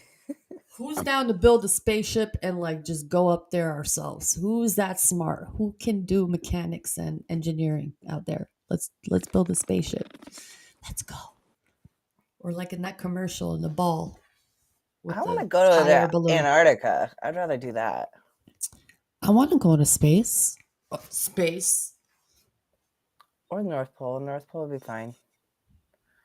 There too, yeah. And see the mountain or the cut off tree. Yeah. I want to see that. The beanstalk. The beanstalk. The tree. In the center. Where the Nephilim came down from. And someone cut it, so now it's a mountain, and we have mountains that look like tree stumps all over this realm. Interesting, no? Do you think there was a land before time? Are we talking Littlefoot and Big and Sarah? Yeah. No, dragons, yes. Dinosaurs, I don't know about that. I don't know. The way like to have sex, the way that they modeled these beings, it just doesn't make sense. To procreate, they don't make sense, a lot of these dinosaurs. Yeah, but I mean, have you heard the stories about Harvey Weinstein and like the egg and the like innie / outie / Frankenbeans situation? I mean, if that can happen, Brontosaurus can happen. That's true. Who am I? And dinosaurs, like lizards have sex, and so do gators. And there's also like all those kind of fish, right? They can just like one goes by and drops the eggs on And they're the like, plant, and another one comes by and drops their bit on the piano. I'm at the point where I would like to find one myself, and then I'll believe it. A dinosaur? That's where I'm at. Yeah, like if I dig something up and I find it myself instead of That it can be being arranged. shown to me, I would love that. If I could find a whole actual dinosaur, not just a bone, and say, "Hey, scientist, I'll give you $5 million if you can figure out what this dinosaur is, huh?" And then you give me plaster molds. You better not say dragon. See, this is the thing that I have. The problem That's my problem. That all the dinosaurs are fake, because they find them. There's actual sides of mountains that they've excavated that you can go to. There's a place in Utah, and it's the whole side of this mountain has been excavated, and they built a museum around this wall. I can't remember what it's called. Somebody in the chat can probably find it. But you can go there, and it's all this whole burial is in the side of this mountain. All the complete set, not all complete, but they're complete skeletons of specific dinosaurs and nests and everything, where they're all there. So, I still don't even believe that either. I want to find one. I want to find one. Yeah, I want one freshly dug up, because that could even be planted too. How do we know? Oh, this will be a cool story. This could be a major attraction. We could make millions. Let's put these bones here. But even if you find one, couldn't you still say, "Oh, well, that was planted"? Yeah. Yeah. I mean, it's possible. Vampires exist. I mean, if they have super speed and superpower, and they're like, "Hey, this would be so fucking cool to watch these fucking humans think that these things existed. So let's go all over the world and just plant shit all over the world and let them go fucking mad. This will be hilarious." I think about that shit too. That's a great Bill Hicks routine too, where he's joking about how like God is the one planting all these dinosaur bones just to see if people will fall for it, and then he'll just send you to hell if you fall for this joke about dinosaurs. Bro. The thing about Utah is I believe Utah used to be an ocean, and everything that they find about these, like if you look up a lot of whales or mammals in the ocean skulls, they all look like these skulls. And so I just think a lot of fish life existed because they'll find like a bone of its back, fish.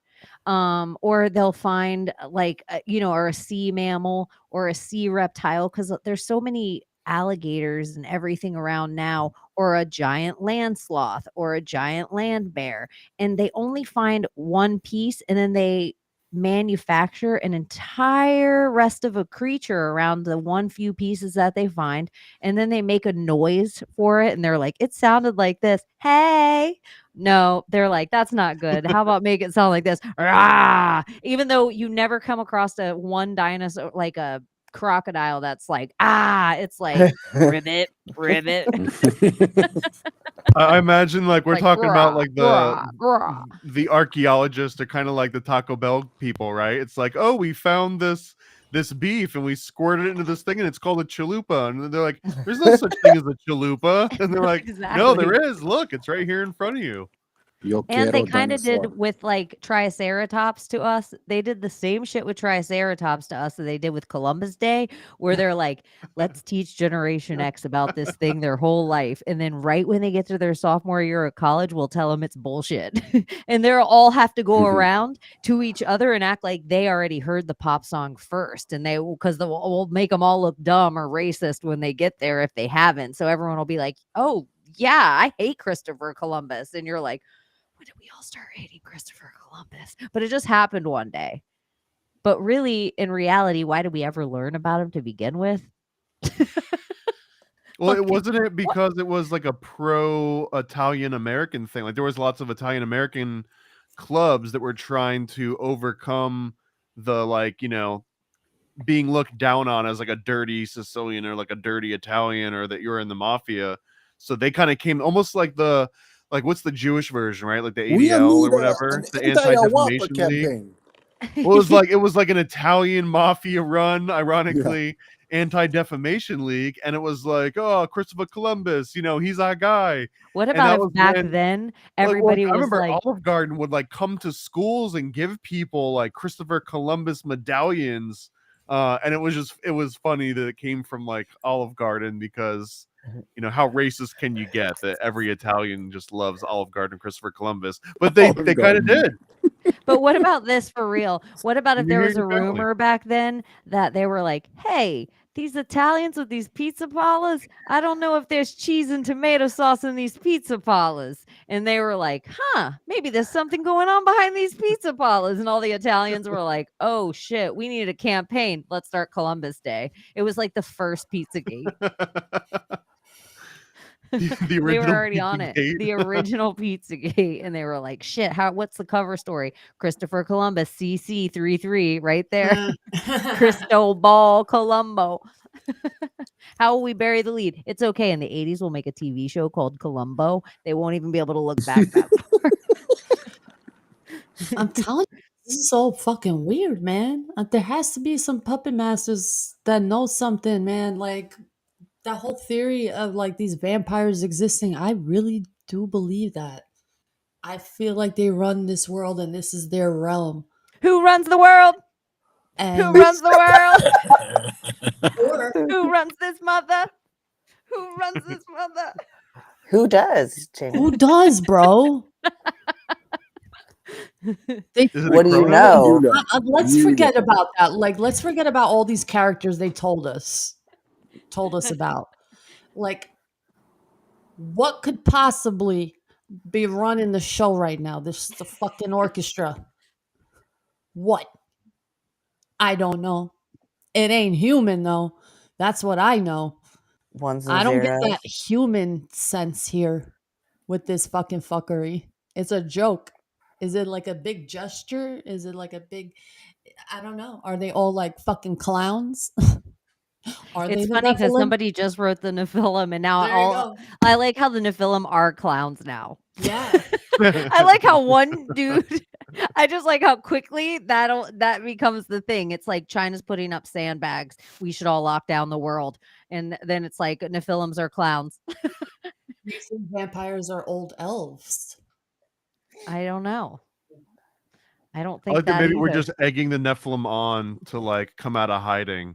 Like, do you see what Oh these my people are calling God. us now? They're Now we're calling clowns. for us. Yeah, They're they're calling us clowns. We had like wings and things, and they're Oh summoning yeah, us. let me see.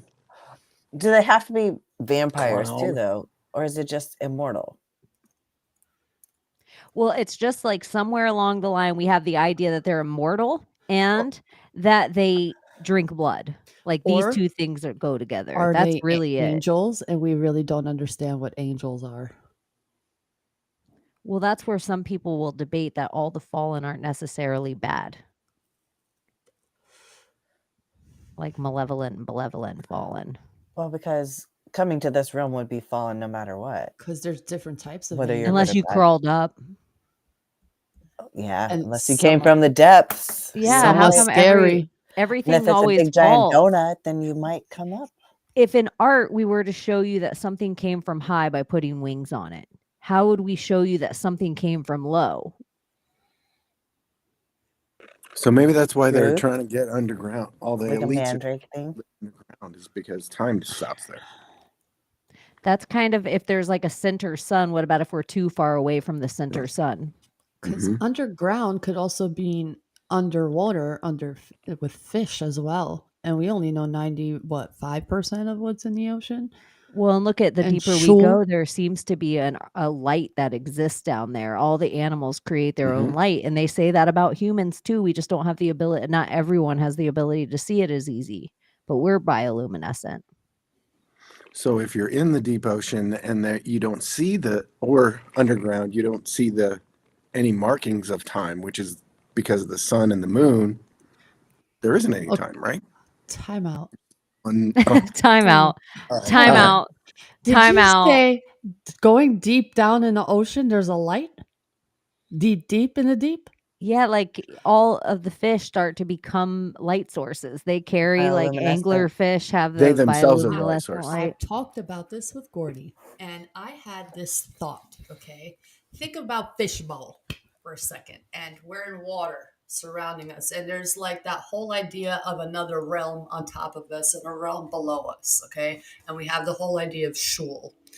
And I asked this question, since I pretend I'm sitting outside and I see the stars, is the top of what I'm looking at the bottom of the realm of the shoal and the next realm above? And are those Yes. stars Hold fish on. and whatever? And if you go deep down all the way to the bottom of this realm in shoal, are you going to see the top of the other realm, and all those things that are glowing are the fish that are bioluminescence that are in the deep? Well, then they would only be able to swim around in one space at one time. They would be stuck in a fixed. Not all of them. Like, some of them have like their. They say the only wandering ones, the only wandering stars are the planets. But if we were on a natural cadence, imagine, like if our planet wasn't all fucked up with pollution and boundaries and things, would elephants, would whales, would things go on a natural flow? Like if we didn't have fences and boundaries, like where would our migration patterns naturally be? That if you're saying like certain fish, let's say there's huge whales in the ocean and they all pod together and they're bioluminescent, maybe they do all pod together and swim in these very natural currents, like if they're living. Ooh, and the black sun. We never talk about the black sun and how that is like the mirror in the center. It's like that's what it is. It's a mirror in the center, and that is the projection off the moon and everything around it. That it's like the main projector of us. That's what they say. It reflects all the light all around it, and that's what creates. I don't know how. I thought it was like Madonna on stage, and there's like hands going. Yeah. So Well, there's a few ideas of the black sun. I've heard people call it Saturn. which would be like where it looks burnt out like that. Boom. I've heard people call it Jupiter, where they say Jupiter even emits enough heat that it's a failed star, and that it Who has runs the the world? size Jupiter. that who runs the world? Jupiter. Jupiter. But isn't the black sun supposed to be in this, like in the whole flat Earth theory? Shouldn't it be in the center where their tree is, and like it creates that whole compass of the Freemason symbol, and that's you know what I'm talking about.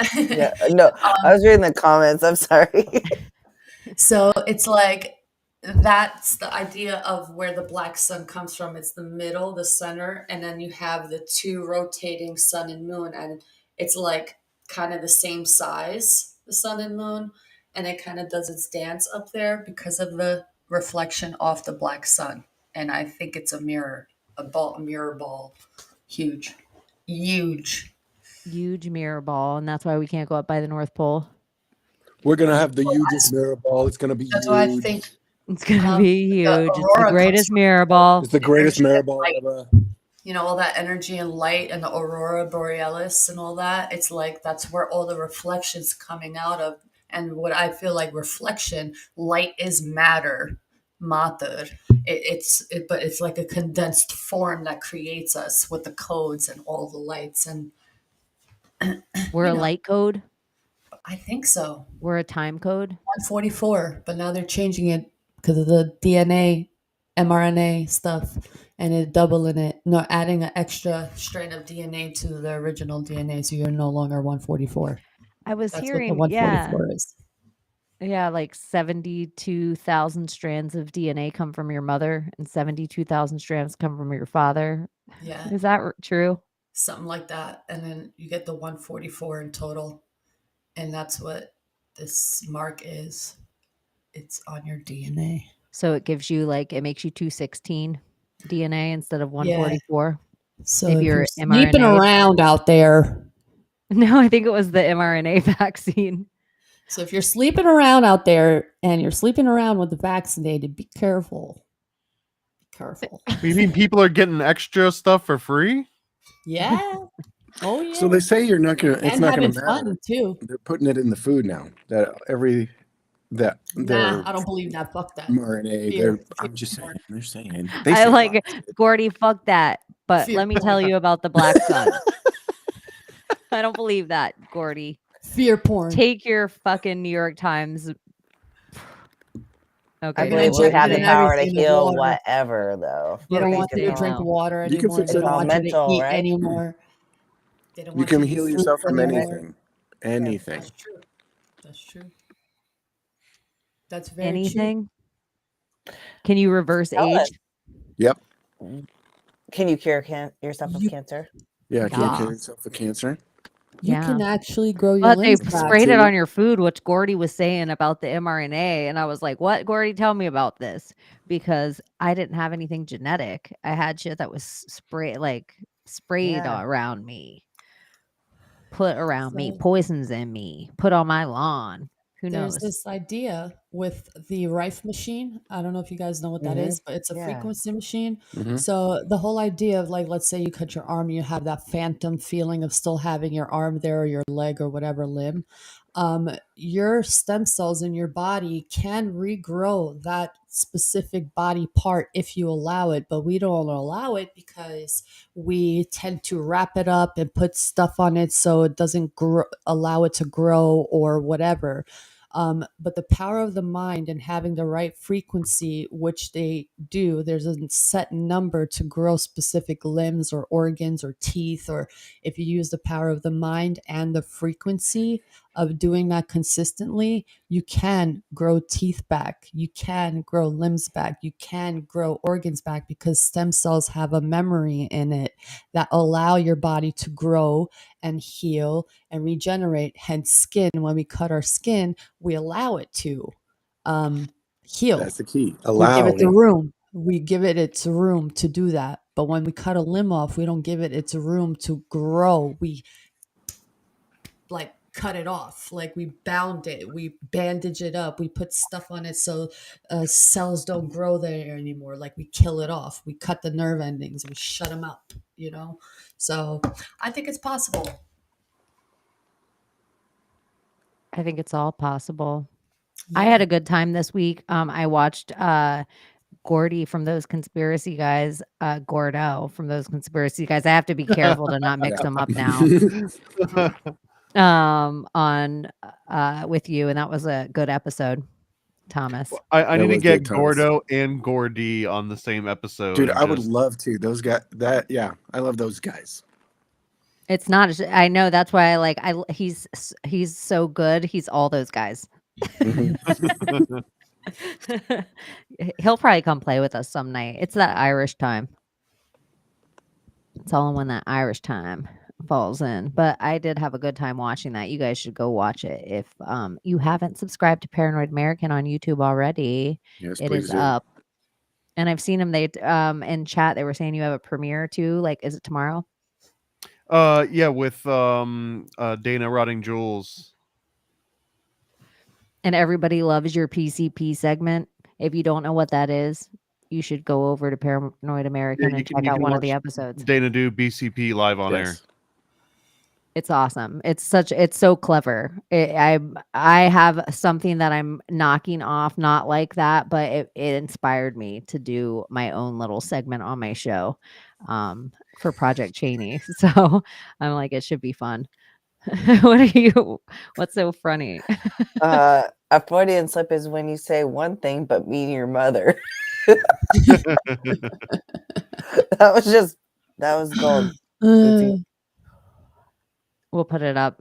I have another time related thing just since we were on that topic, and this is like one of the coolest concepts that I come across this year, I think. And I guess it's like a really old Rosicrucian concept, but that when you die, what happens is that you relive your entire life backwards. Like you got to go back through everything that you've ever experienced in reverse form, and that it's supposed to take about 1/3.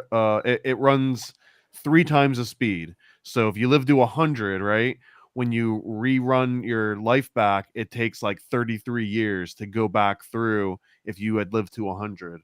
But that if you can train yourself that at the end of every single day, you relive that day backwards. You think about what's the last thing you did before you got in bed? What was the thing you did right before that? All the way up to the point where you wake up. And if you can train yourself to do that consistently, then when you die and you have to relive your life in reverse, you can do it at like 20x speed. And I don't know no better way to sort of explain this, but it's almost like if you get off of Peak Mountain, right? If you run as fast as you can all the way and get back in line really quick, like you can sort of like ride it more times. So there's this premise of if you train yourself to live in reverse faster when you die, then you can get back in line quicker and get like a better chance at a better seat or a body or something. I don't know. I love that idea though. It's called the recapitulation, and the way you just described it is what the dream hackers call the lazy recapitulation, because recapitulation is something that sorcerers do in this lifetime to free up their energy. Because if you every emotion that you feel that you've never processed, you store in your body. It's a sine wave. It's actually energy in motion, but it's trapped. So it's trapped inside your flesh and it's causing disease, right? And so the whole idea is sorcerers will actually go into isolation sometimes for like 2 years at a time, and they will just sit there and fucking breathe and think of every person in their life and every memory they have with them and try to like release any emotion that they have in their body by breathing it in, thinking of the emotion, thinking of the person, and breathing it out. But it takes a long time. Like if you're going to actually do this method, you're not going to spend all day every day like they do, but it would still take you probably like 6 months to recapitulate. And this is like random people you meet too. You're supposed to recapitulate all of it. But the dream hackers I've never heard it called that before. This is Carlos Castaneda concept. Okay, so this is all Toltec. But the whole dream hackers took it one step further and like, hey, instead of doing it like this, let's do the lazy recapitulation. So this is a dreaming I was technique just as gonna well. ask that. Okay. So you start at night before bed, and it's nice because it only takes 10 minutes. And the whole idea is it, and really this, he came up with this before they ever coined the phrase EMDR. I don't know if you guys have heard of EMDR therapy. It has to do with rapid eye movement, and it's turning your head from side to side. They found that when you turn your head from side to side, like you can actually process emotion easier and you can work through your traumas. So it's the whole idea of the bilateral movement, like tapping on the opposite side, because it activates both sides of your brains and it kind of puts you in an REM state. So Castaneda was talking about this way before they ever came up with this technique. But the whole idea is you sit before you go to bed and you turn your head from the right, you look over your right shoulder, then you look to the left shoulder. And while you're doing that, you're breathing in. So breathing in, and then you exhale. But so you just keep doing that over and over. Just breathe in, exhale. But you start Muslims pray like that. And you start with the end of the day. So like it's a big deal. It's a cross-lateral thing. It's huge for your brain. So you do that. You start with the end of it, like I just laid down in my bed. Then you go like brush my teeth. You live your whole day backwards all the way to the beginning of the day. But then you don't stop there, because you're gonna do. But during that process, you kind of sometimes you'll go off on a tangent. Like you will kind of skip an event, you'll miss some things, or when you hit a certain event, it'll trigger something, and you'll have to it'll trigger a memory of a whole other event. But that's something that you really needed to recapitulate because you store that emotion. So it's actually kind of good to just do it really quick. And then you go back to living your day in reverse. And then when you get to the beginning of the day, you do it over, but you start from the beginning of the day to right now in bed. So you go backwards and then you go back forward, because then you'll hit the things that you forgot that needed to be recapitulated. So what's trippy is if you do this every night before bed, and literally it takes 10 minutes, sometimes only 5, you don't spend any of your dream time processing memories. So, the dream space is a place where it is a giant memory palace. It's a collective memory palace, but you don't have to spend your whole dream time storing memories. You freed up fuck tons of energy. So now you're in a better state for dreaming and lucid dreaming.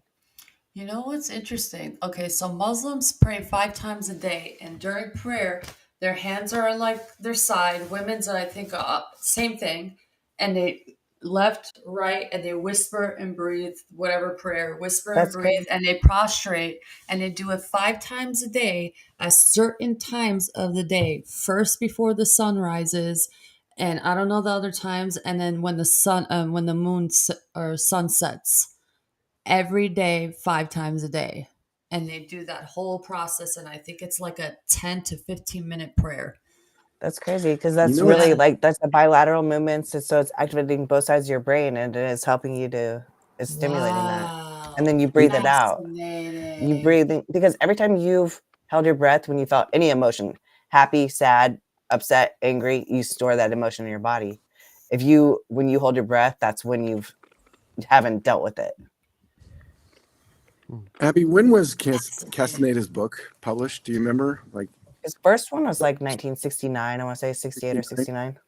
Okay, because there's a episode of the original Hulk where he contacts this therapist who does the EMDR thing, and they show it where he's doing the eye, and he's trying to contact his Hulk consciousness and trying to because he's kind of trying to control that, because he's trying to control the trauma or whatever. But it's interesting that what was like 75 was the original Hulk, 75 to 77 or something like that. So almost immediately that Carlos Castaneda stuff was like seeping into our culture without people knowing who it was coming from. Yeah, it was pretty big. It was a lot bigger than people think, I think. Yeah. I mean, I entertained this theory that Castaneda could have also been like an amalgamation by CIA that were seeping like MK Ultra studies out, because a lot of that can kind of be tied back not just to like neurolinguistic programming, which was also kind of early 70s ish, but if you look at the Macy conferences, they were huge in like the 30s through the 50s into cybernetics and into this whole concept of being able to like train your brain in different ways. And it was just like one of those many ways to get it into pop culture was like, oh, well, if the Toltecs said it, or if it's from this ancient culture, then it's got to be good. I know that's like a fringe theory, but there's definitely like, this isn't mine that I'm making up, that Castaneda was like this amalgamation of intelligence officers. Well, that's the thing about him, is that he was like a hardcore liar, and he's supposed to be. That was the whole point of being a sorcerer, was to lose your backstory so you could take on any persona you needed to. So, like, he did it beautifully, really. Like, he became a master storyteller, but that could also definitely fit into the concepts. That he was an operative the whole time, it would work. Maybe, but it works. This shit works. That's the crazy thing.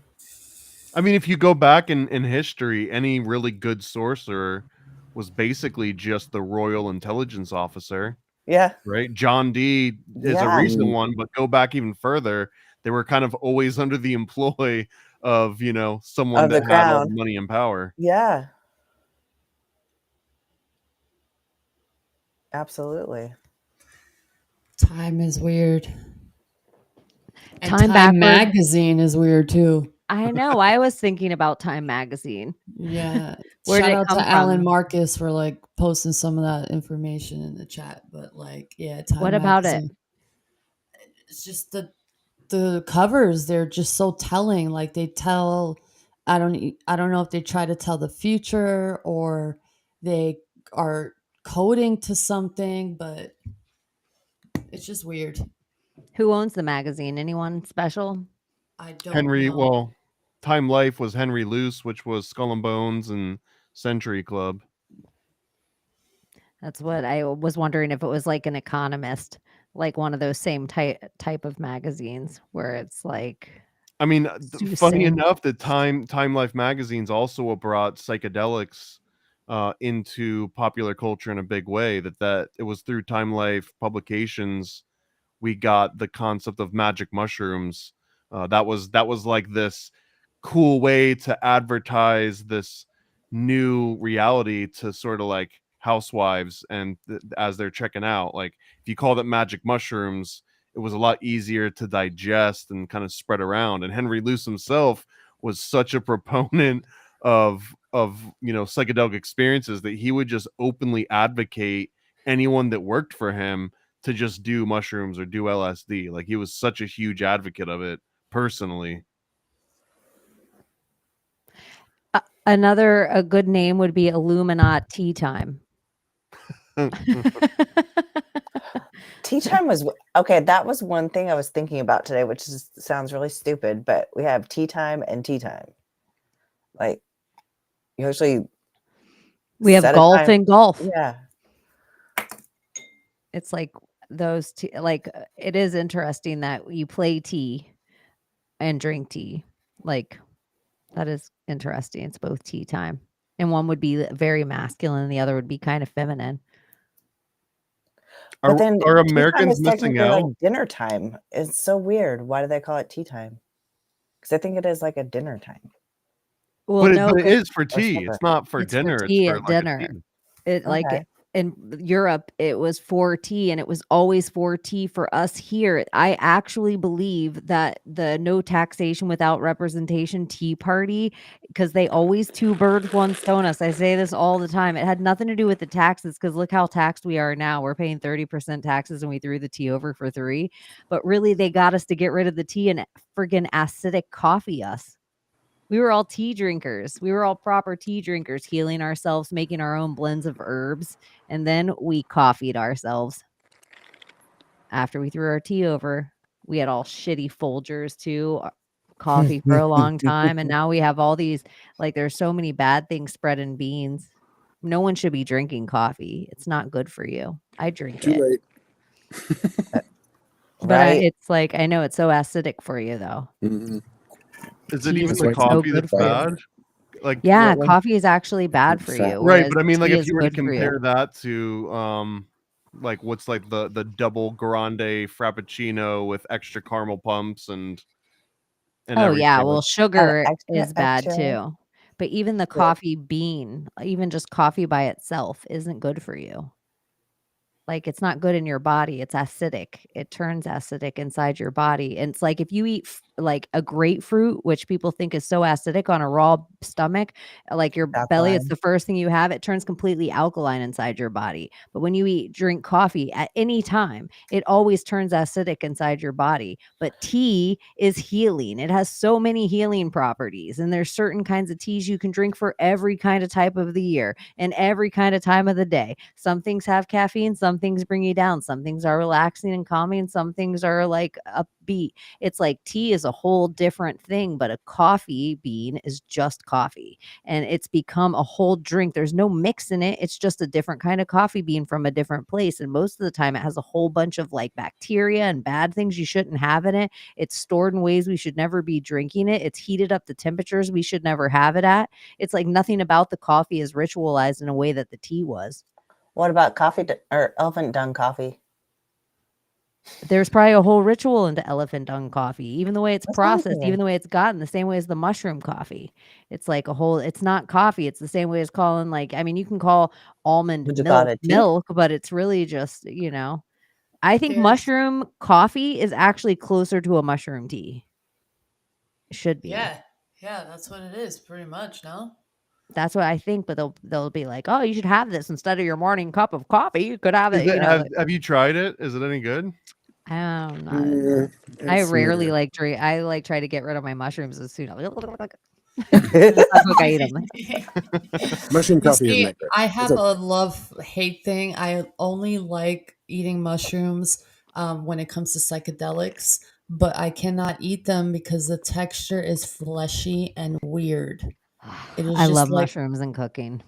I I do can't too. eat them. I can't eat them. They're There's so many different kinds good. of mushrooms too, and So you good. have to have them cooked the right way. I mean, like, I could make you a pulled pork sandwich with just trumpet mushrooms that you'll be like, oh, this is awesome. And I'm not even a vegan, but But I it just reminds me of the Smurfs, and I'm like, they're beings, I think.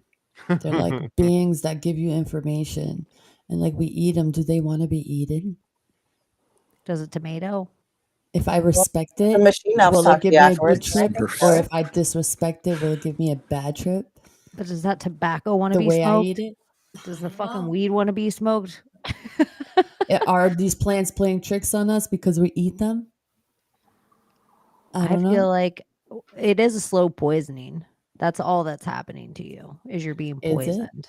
This Is isn't it? That's about what they time. tell us. But when you're talking about like disrespecting the mushroom or whatever, right? Uh-huh. Could an ant disrespect you? Do you think? Like, is there even a way It was like, that an Would it ant can matter? disrespect Sometimes you? and it disrespects me. Like, why you on my sandwich for? Like, No that's shit. Good disrespectful. point. But I mean, like when it comes to like mushrooms or drugs, do you respect it? I don't know. Like, can a plant respect you, or it just feels incompatible? It feels like such a human way of looking at things. Like, I just don't think that actually exists. Like, you don't It- have to respect the mushroom. Like, you either will or you won't. But like Well- the mushroom is superior to you. It's ones and zeros, your ones and zeros, and it's actually just an exchange of information and energy. So this is just a realm of consumption and death. Huh? Well, though, this is I was always really like pro mushrooms until Oregon legalized them. And then I'm like, I'm sus as fuck all of a sudden. Like, what? Should we Well, not so have ever been touching these things at all? I don't think it's mushrooms that are bad in this case. The interesting dynamic here is tobacco, right? Right now, everyone looks at tobacco like, oh, that's the boomer thing, or it's like all conglomerate and corporations and Camel and Marlboro and yada yada. But really, tobacco was a very sacred thing that had a very important cultural role, and we just kind of prostituted it into being completely meaningless to where now you just do like a jewel and you just vape a jewel, and no one even does, you know, like straight up tobacco anymore. If they do, it's almost like they're trying too hard to have that like rugged Western feel to them. But that same thing could probably happen to mushrooms very soon, where, you know, you get like your pack of Marlboro mushrooms, and people feel like, oh, mushrooms are bad, they're corporate. I mean, just imagine that reality though, where it's like, oh, you know, grandma, we don't do mushrooms anymore. That's so mainstream. I can't even fathom that. I don't think about even like a mainstream thing. I just think about when a place like Oregon or Portland specifically, or LA, or the whole West Coast in general, there might be good towns in between and everything, but really, living over there as much as I did, it's being ran in a certain way. So once the West Coast makes it so loosey goosey for you to do that thing, I don't necessarily think it.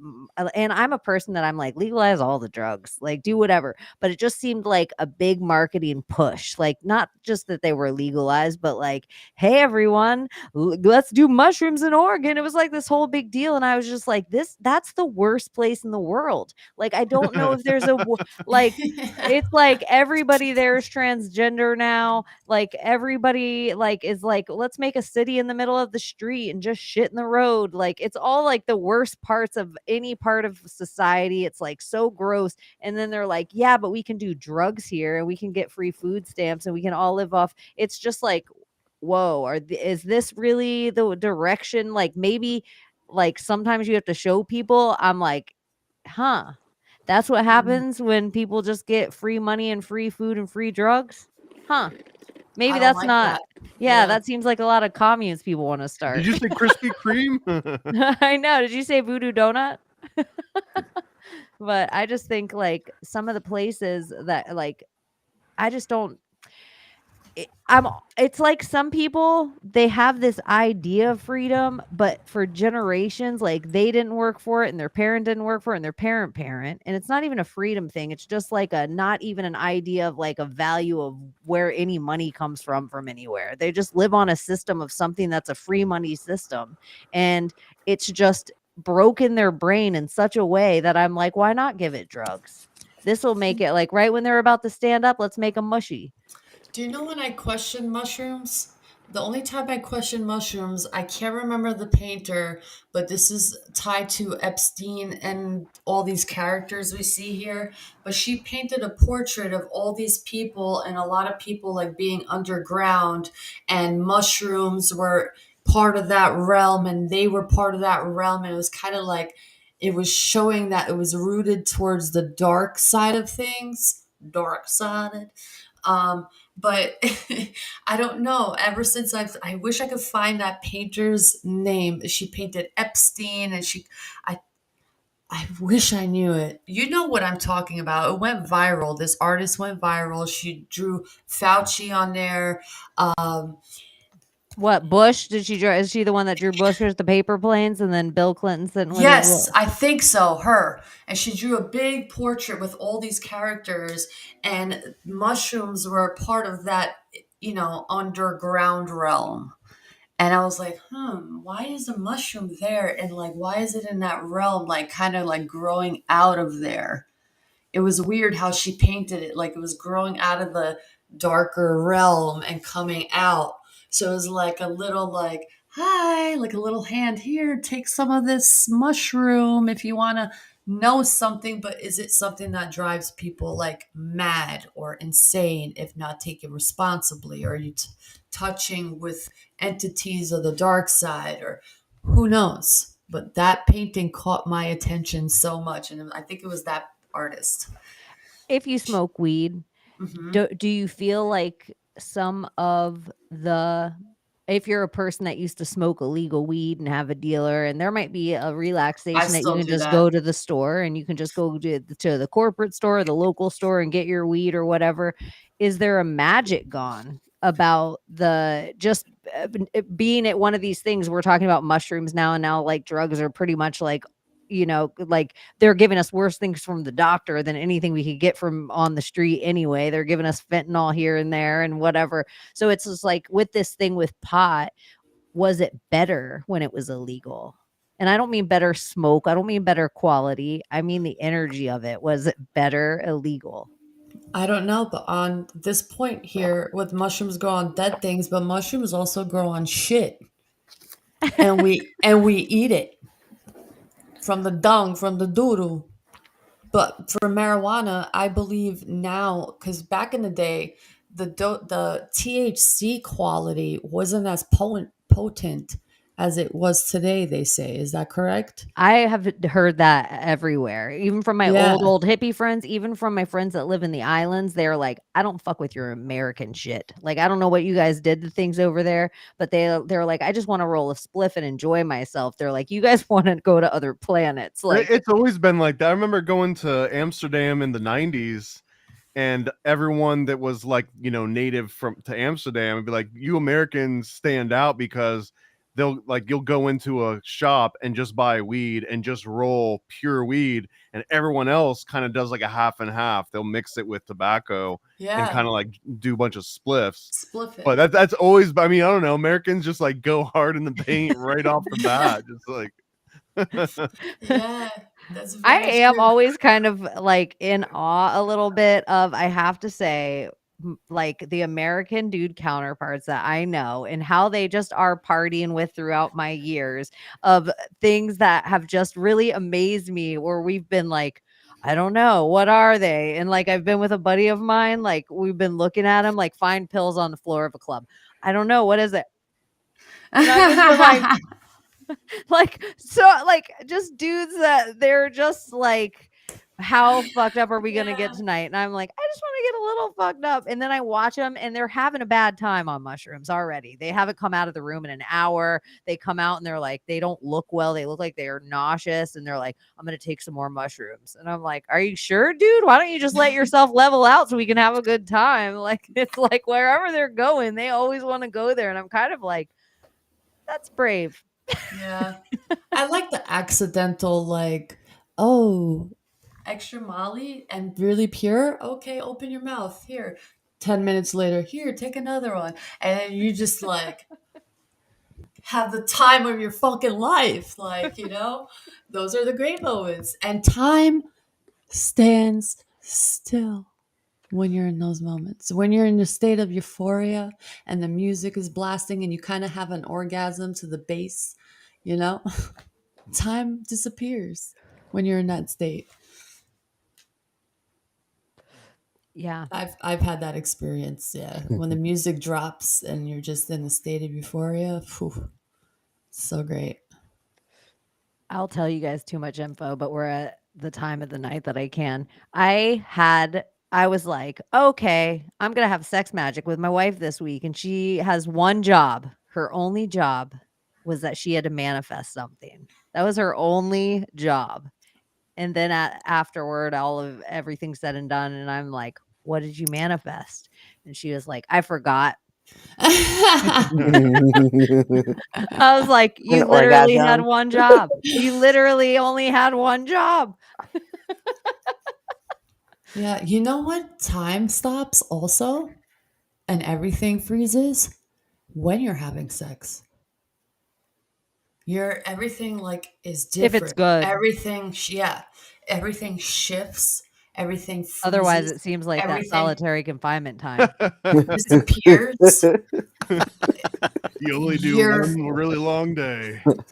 You're in a time ball. Everything disappears, and it's just two worlds in one. And it's like, I don't know what happens. I wish I could find words to explain that realm. But those who know. Those who don't, I'm sorry. You got work to do. Just saying. Well, all of that stuff, like when I used to get into painting, when I was like really into it, I could paint and just all of a sudden, like when you were saying, have you ever lost time? I never had lost time from anything that was like a drug or like those kind of things. But I have doing things that I love, like welding. Yeah. I could work a 16-hour day welding and not even think twice about it. Or when painting, I could just paint and paint and paint, and the longest days could go by. Usually physical stuff with my body where I don't have to talk, I can lose myself in that day. Yeah.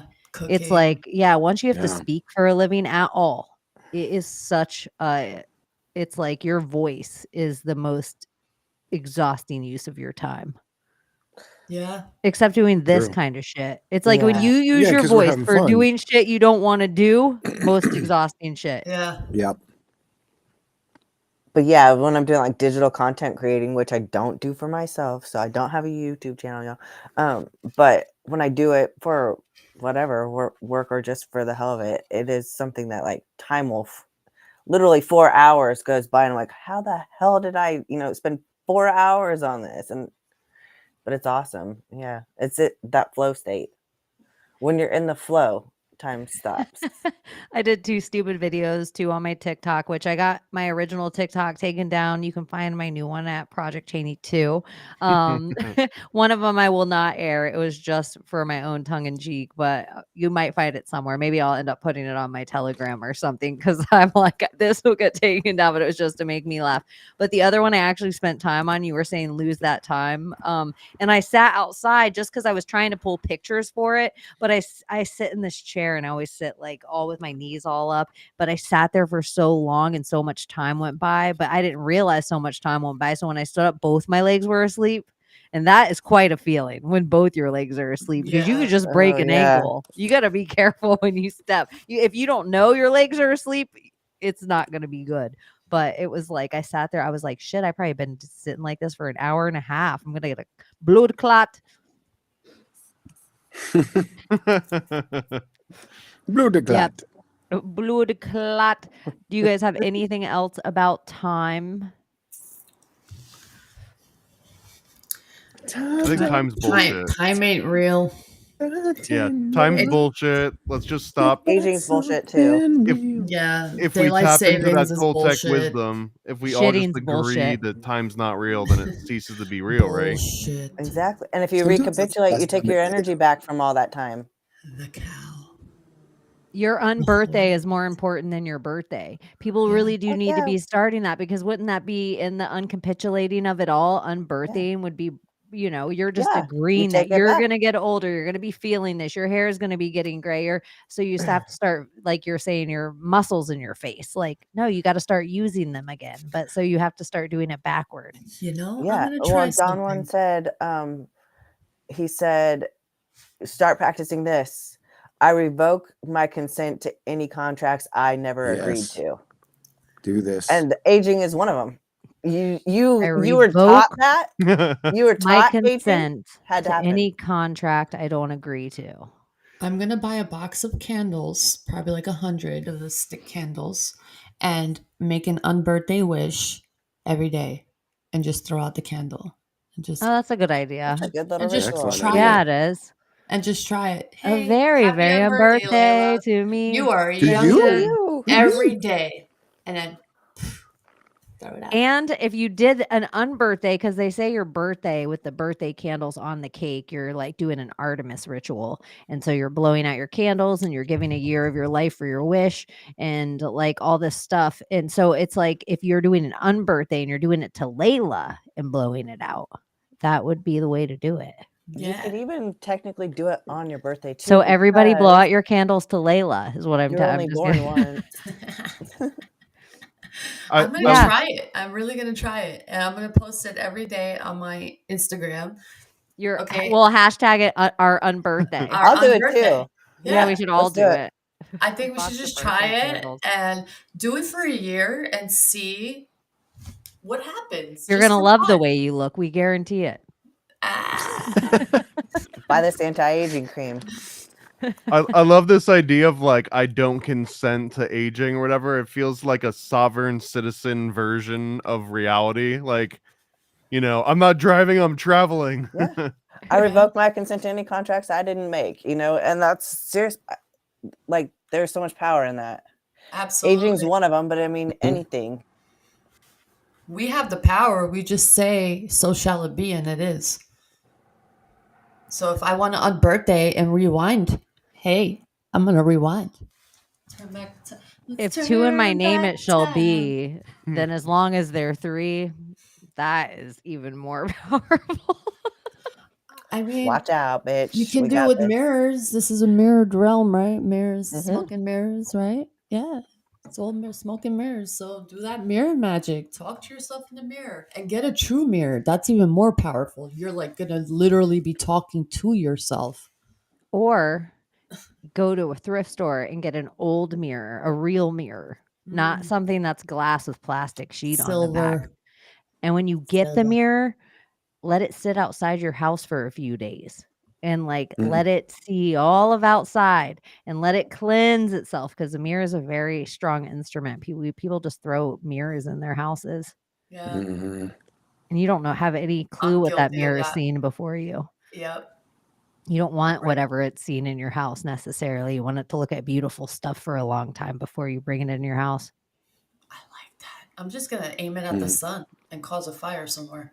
Well, that's what they do. That's what tell Roman- like That's Roman newbie fire. oracles or newbie wizards and witches.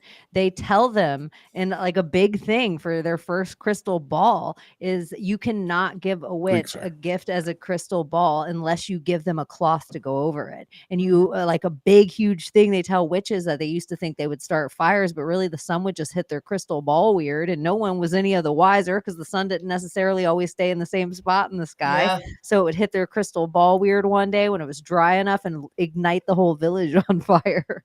Yeah. They'd be like, it came from that witch's house. Well, she had a magnifying glass. So I wonder if a looking glass really exists to see in time. Well, that's the 369. Like the Tesla sat and saw the past, present, and future at the same time. 369, so damn fine. Just so you guys know, there's a lot of weird shit happening on that Ingrosso Lockwood website. It is linking the US World Debt Clock. It is linking and quoting Mary Poppins and pulling the money out of the bank and a reset kind of going Layla, what are we going to do next week? I don't know. What do you Aren't we guys going to wanna hang do? out? Aren't we going to talk about Ingersoll Lockwood? I would like to talk about Ingrosso Lockwood. Oh yeah, that's what we are doing. You see, I was super high when we were talking. I was super stoned. What's the costume for that? Well, we were talking about, Layla's been talking about this book over and over again that you go tell a little bit. So let me pull the book real quick. Okay. And at first, when she's talked about it enough that we were at first like, okay. Put your hand in front of it, Layla. Tell us about it. Huh? It's because they're green Putting your hand screen. in front of it. Fuck. Oh, okay. Okay. Oh, there you go. Okay. The marvelous Baron Trump's Marvelous Underground Journey. This book here teleports you like mentally to where this Baron Trump goes. Now, Baron Trump in this book gets information from a man named Don Trump. Okay, so he goes and finds a well, I believe in Iceland somewhere. And this well takes him all the way down into these different realms. And he meets these different beings that live in these different realms.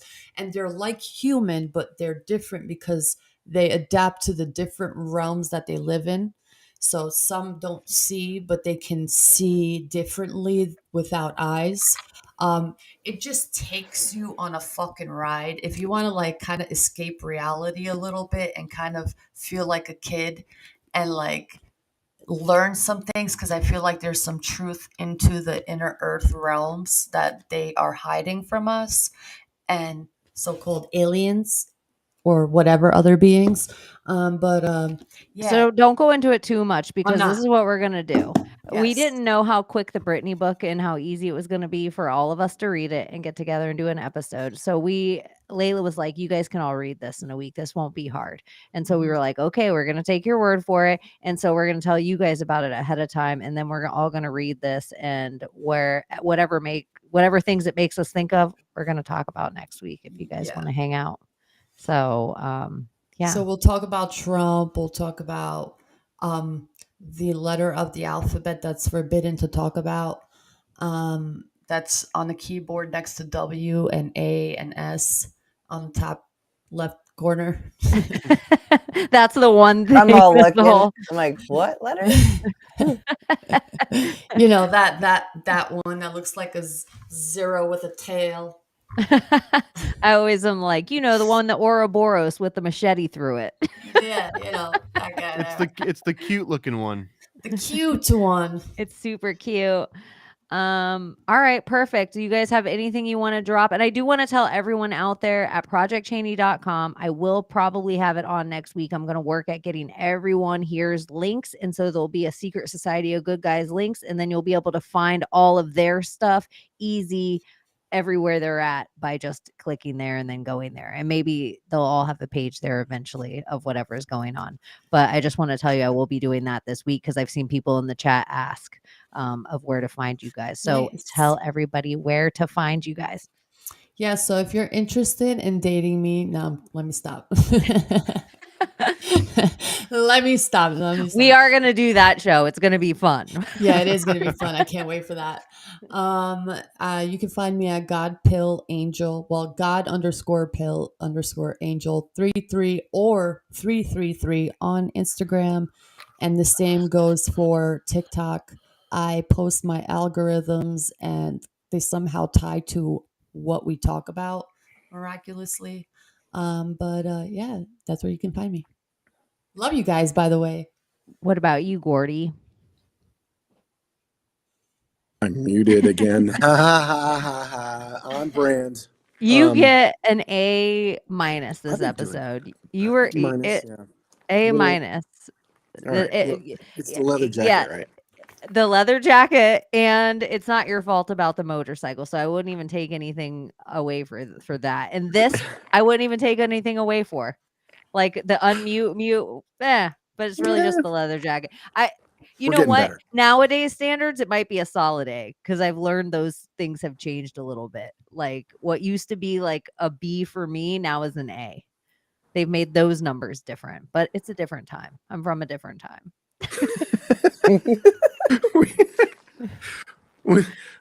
we have different standards. Yeah. Anyway, my Instagram is Gordy _TWO _shoes.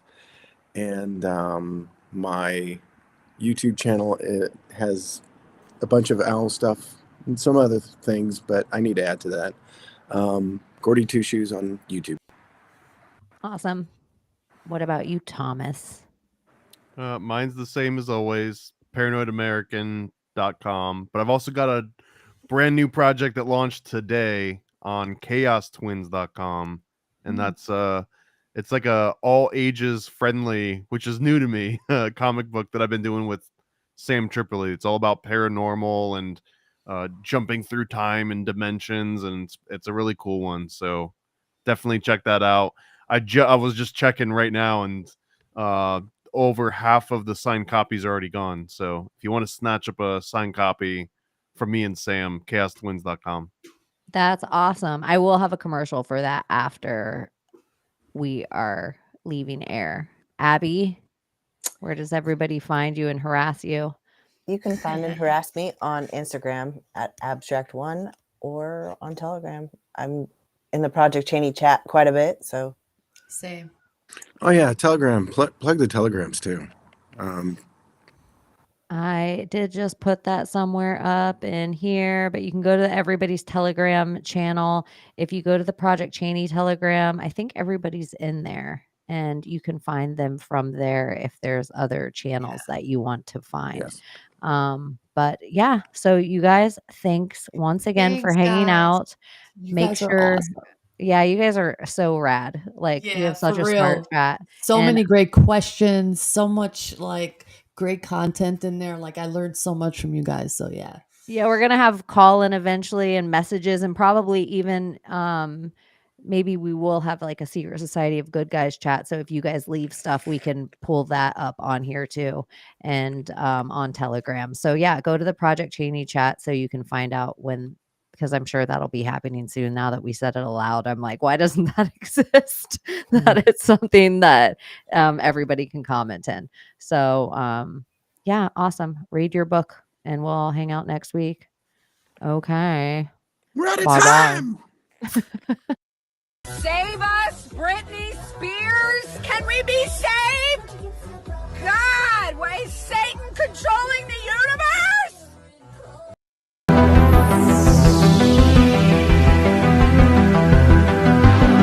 Comedy meets cosmic adventure.